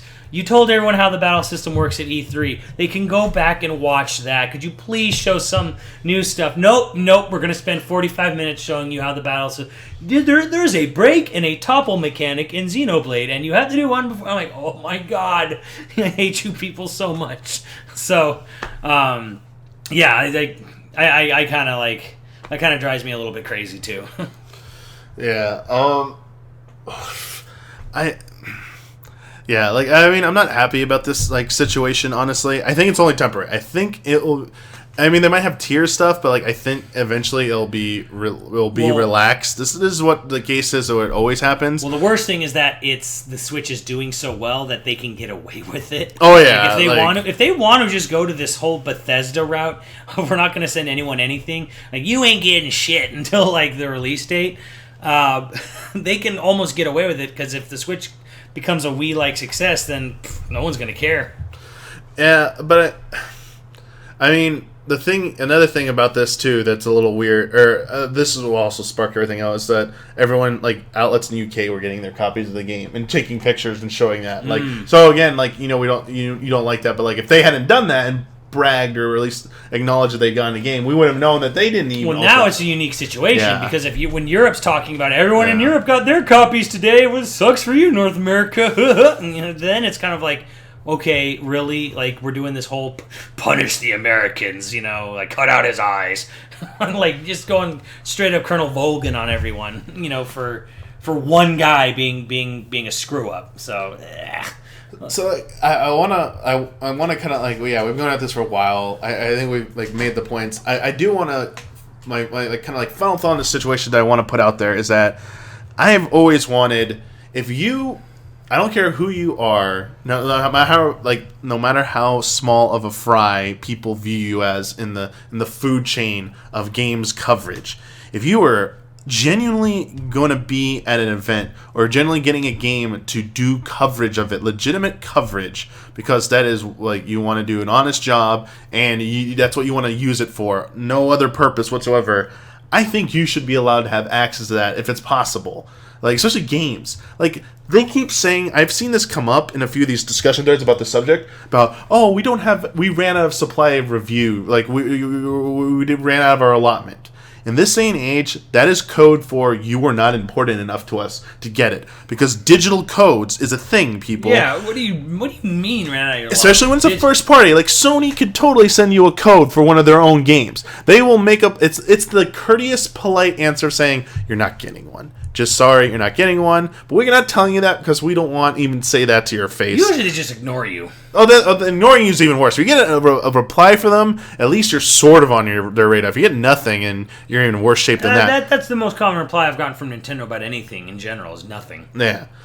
I just want to say that, like if you're at E3 to actually do coverage, even if you're just like from the student publication, doing it independently because you want to get your own thing started, I believe you have a right to be there. Like, you should be there if possible. The problem is people who, especially at E3 events, who have no business being there. They're just there for the free stuff. They just want to brag about it to their friends and stuff. Like, you're making everyone's life harder. You're making it worse. And then how this relates to this is influencers. influencers are just people that Nintendo or any company have identified that they have a huge following. They can help sell our product. It's basically advertising. It is advertising when you give it to an influencer. It's a form of advertising.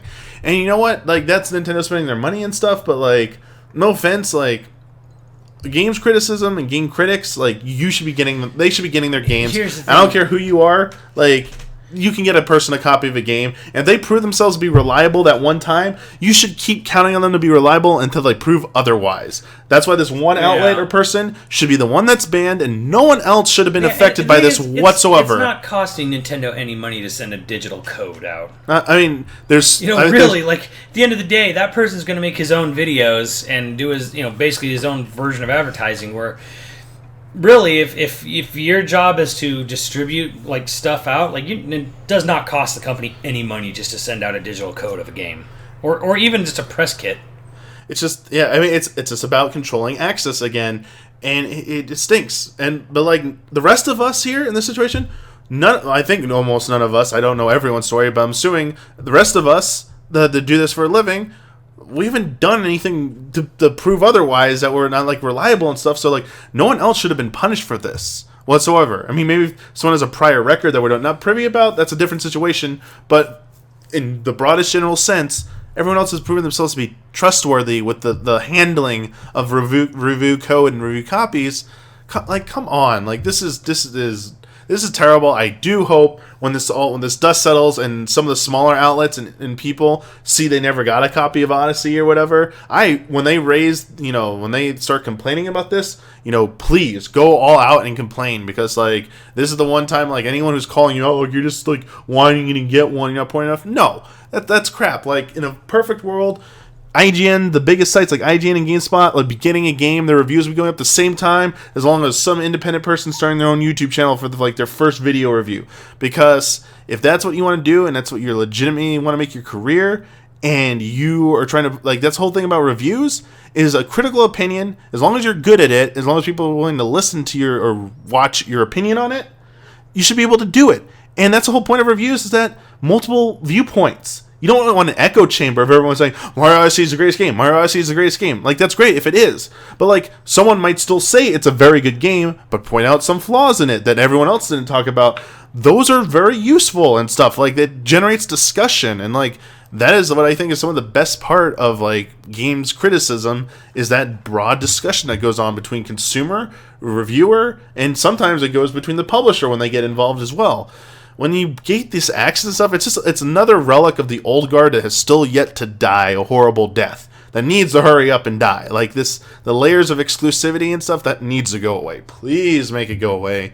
But I do agree there needs to be some layer, because not just anyone who wants the game can ask for it if they're not like, I just want it because I want to play it. Like, like there you go. Like I'm not advocating free games for everyone. I mean, every gaming outlet wants to play Mario Odyssey practically. So I think the problem is there's no centralized thing governing like this system. Like there's no regulations in place. Like you part of the Film Critics Guild or whatever it is, I assume. Yeah. Like you're recognized. That means if you're in that organization, you're gonna be there unless you get blacklisted for doing something wrong. Yeah. I mean, like just some kind of like organization to like do that. I know that it opens a whole can of worms of who gets to decide and stuff, but like if there was a very clearly documented procedure for becoming a member of it, it was low entry, but they could authenticate that you're legit. You're here to do a job. The point of PR is to build that list, make your own. That's your job. I think I might be saying that I'm like maybe I don't trust PR as much. Well, no, to do that very well. Like, if you have a community manager.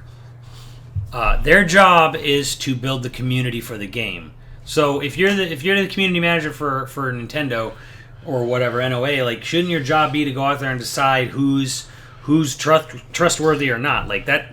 I mean, and if that job doesn't exist, I feel like it should exist. Like really, I'm sure there's some part of your company, Nintendo especially, they could easily afford to have someone whose job is to basically go through influencers, as it were, and decide which ones are good to go and which ones are not. Like make their own little internal film critics guild of people. I feel like that should be someone's job at Nintendo, to do that. So I mean, and a lot of this also, I'm neglecting to put some onus or some responsibility and some blame on the review culture in general, that everything needs to be reviewed before it comes out.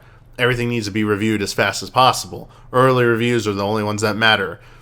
We are, to a degree, part of the problem as well. That, like, in a more, what I would say a more idealized situation would be, just wait till the game comes out, like everyone else. You get it, you play it, you get to spend some time playing it with the actual community of people. Like, you're actually there experiencing it with the actual real people, not controlled environments, not isolated from discussion. Like, you have, like, spend some time with it. A few weeks, like 1 to 2 weeks, depending on the game, a single player or a big MMO or multiplayer game, multiple weeks, and then put out your thoughts. I know that's not gonna get the views. It's not gonna, the publishers, like, that's so late, that isn't helping us, but, like, that's why they're growing more services like Patreon and stuff. Like, you can do it another way. There are people who support you and stuff. Like, that would be great if we could go that way. But I also understand that's, like, a really hard thing to reform and change overnight. So, yeah. and I don't know if that's ever going to be obtainable. So, but review culture does have a little bit of a problem with the obsession of being first. Yes. It's a race. Yes. It's a race, and it's not. It's a bad race. It's like paparazzi kind of thing, where it's like the paparazzi's not going to go away until people stop buying tabloids. So it's like the same problem.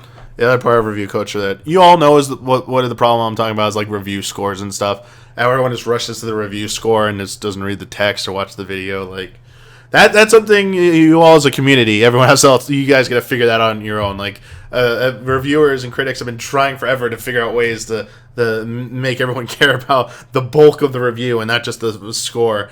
People taking away scores, people made it to letters, everything, and just ends up not working. Like, people always find a way to assign a point value to something. That's why Metacritic will do it if you don't do it, and it's like that's a whole other can of worms that we'll save for another day. But yeah, well, this situation is still developing. I mean, for us, like, Easy Allies, just keep following us on social media and stuff. I'm sure one of us will say that we finally got a copy, so we can let you know what tier we're in and stuff. But not just for us, but for, like, every outlet, like, voice your concerns and stuff as well to Nintendo and other companies about this topic. Be like, as a consumer, it's very concerning and alarming. Like, if I wasn't a reviewer, I would be calling out this crap. I'd be like, as well, still, I'd be like, yo, that kind of stinks that you're giving certain companies or outlets games first because of the situation. Like, that seems a little shady or weird to me. But I mean, that's what it is so far.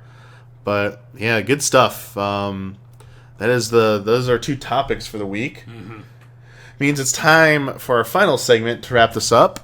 Patron's Pulse, which is our Q&A section. Oh, I see what you did there. You called it Pulse. Yeah, Patron's Pulse. Suggest us by stop. I am right from my computer. Actually, it's time. I'm gonna give the shout out to the person because I favorited their tweet. What is this? Oh, that's something new. Give me 1 second. But what it is, while I'm looking this up, every week that we record, I make a post at the beginning of the week, and for $5 and up patrons, you can submit a question to us. I sometimes will let you know what we'll be discussing on the episode, but as long as it's a question related to Nintendo, we will consider it. And the last few episodes, it's been about 2 questions. Been picking 2 questions and sticking with that, and so we're going to go 2 questions this week and probably every week before that we do this. And I know you can hear me talking or typing. Oh my gosh, I flagged it. Now I can't find it. This is terrible. Here, what I'm going to do is I'm going to read the first one, and I'm going to let you start with the answer, and then I'm going to focus on finding this person's name. Okay. So, our first one comes from Ryan Bonici. When Sonic Lost World came out on Wii U, many hoped it would be the long-awaited second coming of Sonic, noting the game's visual similarities to Mario Galaxy as far as level design. During the Easy reaction stream to Mario Odyssey, Damiani was freaking out partly because aspects of the trailer, the real people, reminded him of Sonic Adventure. Does the panel dream of a day where Nintendo and Sega stop playing Olympic games with each other and just cut loose? without heroes going up against the combined might of Bowser and Dr. Eggman. Going up against the combined might of Dr. Robotnik. Yeah, I was like, why is it Dr. Eggman? It's Robotnik. What would make such a dream game be a day one purchase? Well, the funny thing about this is that when it was first announced, Mario and Sonic at the Olympic Games, I was like, what? Wait, what? Why Olympic? What? It was just very confusing that their first crossover was a freaking Olympics game. Recently, though, people, when it first came out, everyone was like, why isn't it not a platformer? Why isn't it a platformer? And then that just kind of died off. And then not too long ago, Miyamoto came out and said that they had played around with the idea years ago of doing a Mario and Sonic platformer game. So the crazy thing for me was that Nintendo themselves had actually considered it. It wasn't just something where they're just like, they just didn't look, I don't know, we'll never be able to work this out, forget it, we'll just make these Olympic Games, it'll, we waggle fest. I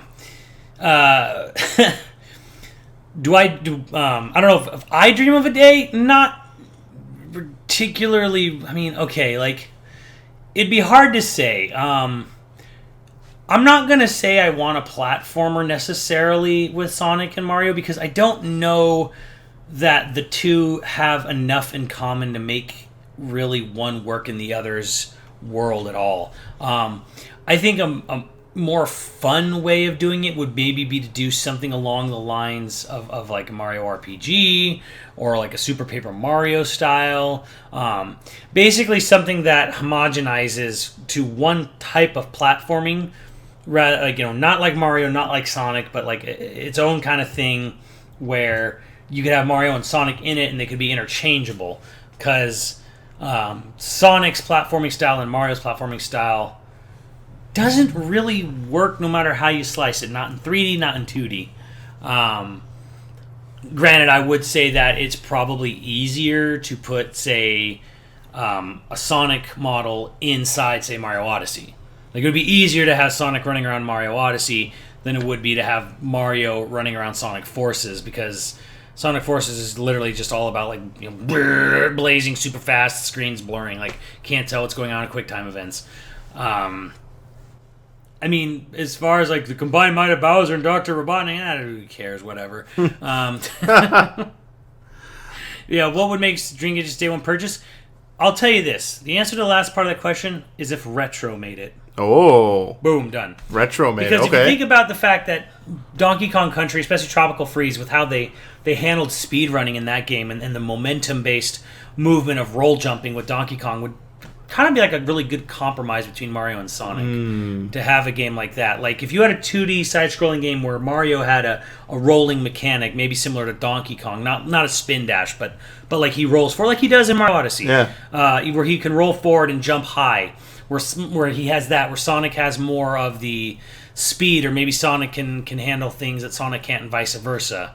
Stuff like that. Like, if Retro made it and Retro applied their knowledge of side-scrollers to a Mario Sonic, or a game with Mario and Sonic in it, I think that would make a dream game a day one purchase. That's what would do it. For me, I'll keep it short and simple. For me, I know Sonic is known for going fast, and I know people are obsessed with him having a sense of speed in the games he is featured in. I would not be opposed to having a Nintendo make a 3D collaboration game with Mario and Sonic, where it is more of a pure platformer, where it's not so much about Sonic's speed that is important to progressing through the levels. It's just playing as him in a Mario style game. Give him some unique abilities that obviously separate him. I think you can use the speed for some boss encounters, because I think some of the Sonic bosses can be done well with just going down the corridor and stuff and dodging and stuff like that. I think they could do that. I think also air dashing, like Sonic's air dash attack.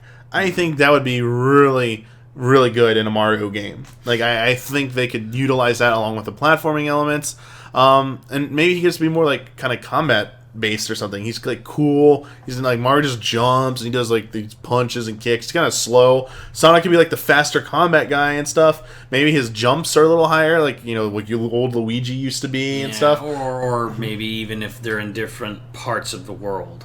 That could it's it's the same world, but Sonic's areas are more focused on Sonic's abilities than Mario's areas are more focused on Mario's abilities.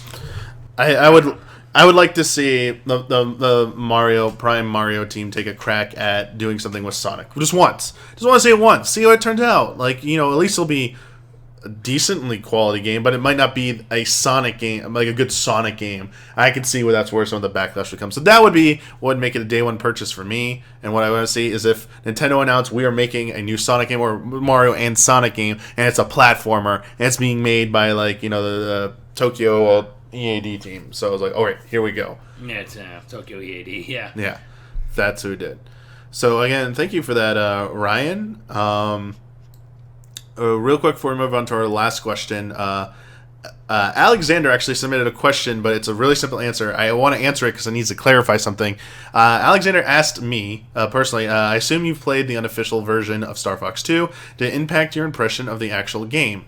I never played any version of Star Fox 2 except the one that came with the SNES Classic. I've seen a clip of the ROM that was leaked or whatever put together. Like, I saw screenshots.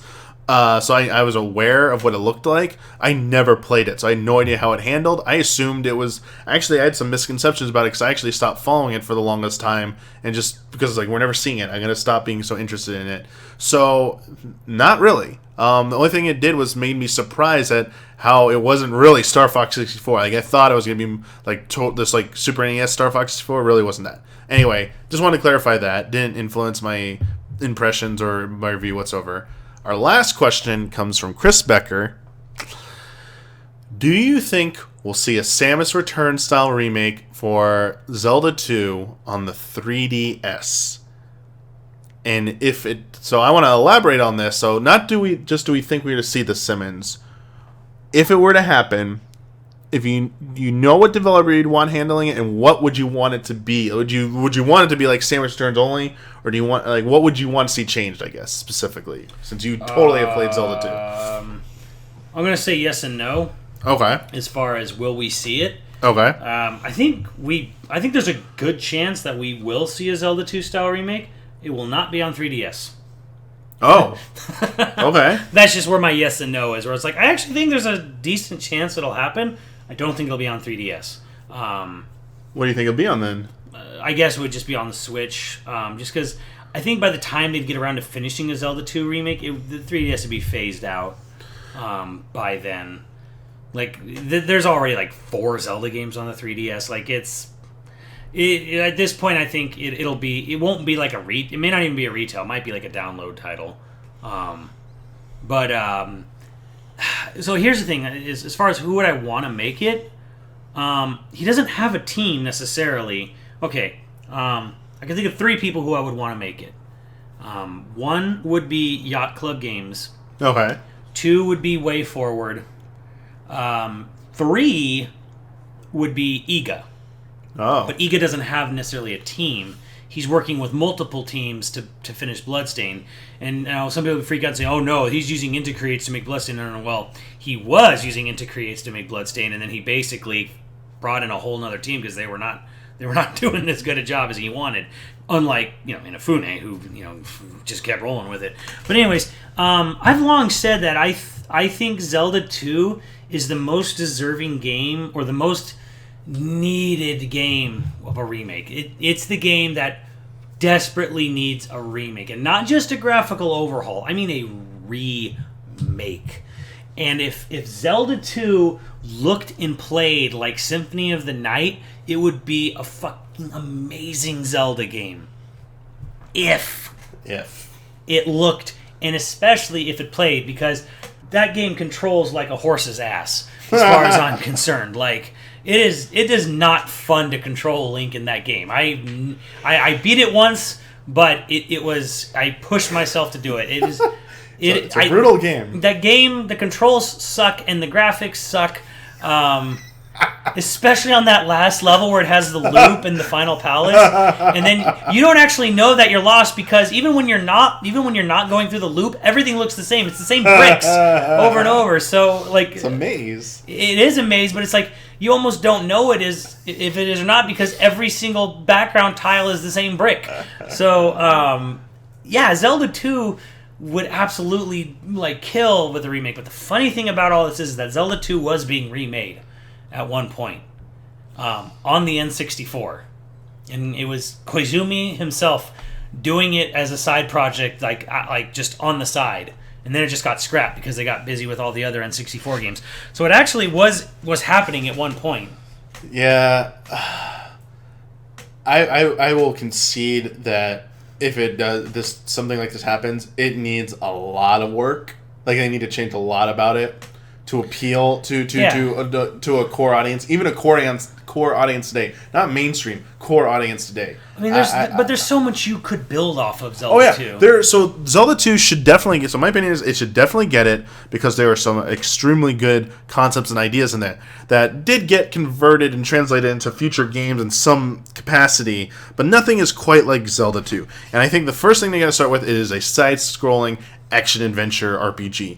It needs to retain that, so it needs to be combat-driven, like very that. And that's where you said like comparing it to Symphony of the Night. Like if it can come anywhere close to the combat style of Symphony of the Night or some of the best like 2D action adventure games, because that it doesn't play like it's not a turn-based RPG or anything like that. The only reason it's even labeled like an RPG is because it has experience points and levels, and you learn spells and stuff. And there's a world map. Like a low level cap though. What's the max level in that game? So there are 8 levels for each of the categories. So you have magic, you have health, and you have your sword, your attack, basically. And you start at level 1 for each. And as you level them up, you get. It's really kind of like actually 7 levels for each because you start at 1 and then you go to 8. Yeah, so it's like 7, 14, so 21. Like 20 levels, like 21 levels. Yeah, and after that, if you hit the experience. So here's the thing: it's each level has different experience points values to level up. Right. So like I think it starts like 50 for the first of each, and it doubles to 100, and it keeps compounding from there. Some compound more than the others, like health is usually the cheapest to get. The magic and attack are the more expensive ones. Anyway, I think they could definitely take because I don't think, except for the 3D Zelda games, 2D Zelda games, the overhead battle system, like to swing your swords, it isn't like it is a. I like that combat for what it is, but it's definitely not Zelda 2 combat. It's definitely not like Symphony of the Night style, and like 2D side-scrolling action has such great appeal to me. I would love to see them refine that and deliver that once again, because it has not been seen in a Zelda game since that to that degree. Yeah. But the experience point system, and having the different categories, like the magic, the attack, the health and stuff. But you got to choose. That was a great thing. You got to pick. It was a skill tree. It was the proto form of a skill tree, essentially. Yeah, like I said, there's so much to build off Zelda 2. The world map, if you could actually make a story out of it, other than have it develop. Yeah, it had developed characters have good dialogue. Not rather than sounding like they were accident babies, or something like that. I am error. Just weirdly, there's so much you could do with it, with all the different towns, with all the different technical areas you go to. Even though it looks like butt on the old, I still think the game looks worse than Zelda 1. Even with as jank as the game looks, with generic. Mountains area, graveyard area. You expand that, you really turn that into something. You could make a really rich, cool looking world out of it. There's a lot of diversity there, even if they couldn't really show it too well on the original game. That's a great point there. Actually, is that that world has so much potential to be fully realized with better visuals, and better interpretation of them. Because Zelda 2 was and it set in a Hyrule, the big kingdom. Because those of you who don't know, and Sims will also gladly point this out at any time, any day for you, the original Zelda 1 map is actually a small part of the Zelda 2 map. Yeah, the bottom corner. So Zelda 2 is the most fully realized world map of any Zelda game, and it shows it's technically more than Hyrule Kingdom. It's all these towns and the continents and stuff. So it actually potentially be huge. That's why it also gets an RPG name, because it's overall map sailing across to another continent, multiple zones and stuff like that. This is huge. But the towns, the NPCs and stuff this, if they remade this game today and fully flesh it out, A Link to the Past would look like a sparse, empty freaking game by comparison, which is saying something, because it feels well crafted for what it is, but it has good density, but like in terms of like the population stuff, it's not very big. This would be like a huge world, with like traveling and like side quests. Like actually had like meaningful stuff. Like, I think it's someone got a lot of potential. either on my Twitter or on my own podcast had said like, you know, what do you think about making like a remaking Link to the Past in 3D? It would be so wonderful. I'm like, no, it wouldn't. If you put Link to the Past in Link to the Past in full 3D, one, the world would be it'd be very small and it would be very sparse. Mm-hmm. You'd literally be you wouldn't see much. Like honestly, even if you did like a square footage, foot for foot, step for step, full 3D conversion of Link to the Past world, like there's one town, there's maybe 10 people in that town at most. Only, you know, granted, like only a few of them actually have unique dialogue, like, and then it's repeated with the Dark World, but like there is not much to Link to the Past world when you boil it down into if you would try to convert that into full 3D, or you know, Link to the Past or Zelda 2, as we were saying, Link's Adventure of Link, a lot of towns. Oh yeah, you know, a lot of there's a point where you even travel across the sea and stuff like that. There's some serious potential in the structure of Zelda 2. It just, to me, it was never realized on the NES. Oh yeah, I can concede that. I definitely can see that. And a guilty pleasure that could come out of this, they could totally, with the story refinements they can make, they could help cement and clarify things in the Zelda timeline with this, if they wanted to. They could. They could. They won't, but you never know about Metroid. I mean, Samus Returns technically had profound revelations for the Metroid timeline, so maybe Zelda 2, The Adventure of Link, will have profound revelations for the Zelda timeline. Someone needs to ground Sakamoto. I think, regardless, I think we're both like, we'd want to see this, like, if it was done well. I think, and I honestly do think there's a good chance it will happen. I don't know that the 3DS has enough life left in it that we'll actually see it on the 3DS. All right. I think you probably feel a little different, but I think because of how well Metroid Samus Returns sold. And people and like 3DS sales people are like, hey, so how about that 3DS is dying, needs to be phased out? And look at all the sales. Like, I mean, counter argument would have been like they put it on Switch as well. Like, I think it should be on both. Like, if 3DS is still around and still doing okay, put it on both systems. Yeah, I don't care if it looks like a 3DS game. Well, personally, I wouldn't want, because Samus Returns is 2.5D technically. Yeah. And again, if Ego was doing it, he'd probably make it look like Bloodstain, which is 2.5D. I personally would much rather the game go full 2D. I mean, could you imagine? And they would jump at the chance. They would do it in a heartbeat, and they would put a lot of heart into it, I'm sure. But way forward, if they were to do it like sprite based, either like Shantae Half Genie Hero or like and I don't want to say not the same art style, but like just the general idea, like DuckTales Remastered Shantae style, or their game that's coming out, the Mummy Demastered. Oh yeah, that looks amazing. That has sort of that Aliens Infestation, like really high res or really detailed sprites. I think they could do a fantastic job. I'd actually rather see Zelda 2 done with sprites, like full 2D assets, either hand drawn or sprite based, rather than the 2.5D. I'm not. I don't think I want to see Zelda 2 in 2.5D. Works okay for Samus Returns because you're running around caves. Yeah. So caves in rock lobsters is, obviously you don't really need to worry about, you can make that look good in 2.5D. Yeah, I would personally be more inclined to see it in 2D, especially if it was outsourced to another company to handle it. I'd prefer that. If it was done internally, I would like to see what they could do with 2.5. I wouldn't be opposed to 2.5D.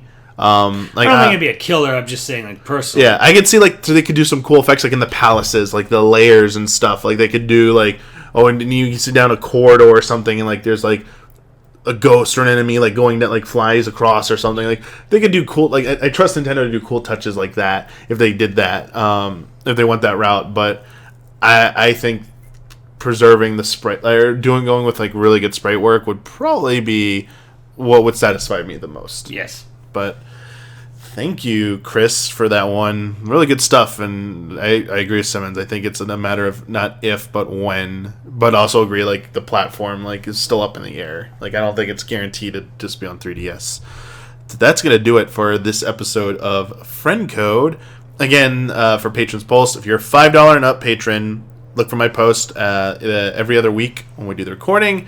Get your question in. We pick two of them to answer. If we don't pick your question, it's either us we probably covered it already, or in this episode or a previous episode, or it's something that we know we're going to immediately talk about in an upcoming episode. We'd rather save that topic for that. But again, thank you for those questions. I want to thank you again, Matt, for joining me. Oh, yeah, no problem. You can tell us again tell them, our audience again, where they can check out your stuff. Well, I mean, the YouTube channel's just youtube.com/YoVideoGames. There's the YoVideoGames podcast, so you can, Libsyn, iTunes, SoundCloud, Stitcher has it for free. We do have a Patreon for the YoVideoGames podcast, it's really just for us maintaining the podcast right now. But we try to keep it as much stuff without having sort of paywall anything. But so yeah, if you just want to check out any of the stuff, I'm YoVideoGames in general. You can Google YoVideoGames. That'll kind of get you everything. Part of the I guess you could say Maximilian's network, because that's really where like the whole crew is from. So if you ever into the fighting game scene, check out Max's channel with the Miles923 on YouTube. We've done like stuff we did the Assist Me series and all the stuff for Marvel vs. Capcom 3 stuff, and we have Marvel Infinite stuff obviously now, and we do a lot of Mortal Kombat and Injustice coverage. So I kind of came from the fighting game side, but I'm kind of more of the platformer RPG guy of our crew at YoVideoGames. So. But if you have an interest in fighting games, please go check us out, like all of the stuff we've done, because there's a lot of coverage for fighting game stuff if you're interested in that. So yes, be sure to go check that out if you liked what you heard, or if you're just interested. And we have a way we sign off on Friend Code. Not everyone, not even all the allies are privy yet to how we do it, because we started it last episode because a person pointed out that we need to come out with a better sign-off. But really quick before that, Kevin Jung was the person who suggested Patron's Pulse for the name of our reader, or $5 and up question and answer submissions. So thank you, Kevin, for that suggestion. Really nice. Our trademark sign-off is together on 3. Everyone says, "May the way of the hero lead to the Triforce." You instigated this, didn't you? Yes. I checked the comments from the last episode. I asked people, if you don't like this one, we'll try and come up with a new one. I'm going to keep using this till you patrons tell me otherwise. This is what we're sticking with. It was also the Zelda talk end, so we decided to keep it, but people liked it. So yeah, we go 1, 2, and then on 3, I won't say 3. We start saying it on the beat of 3. Yeah. So thank you again, everyone, for watching, and 1, 2, may the way of the hero lead to the Triforce. Shing.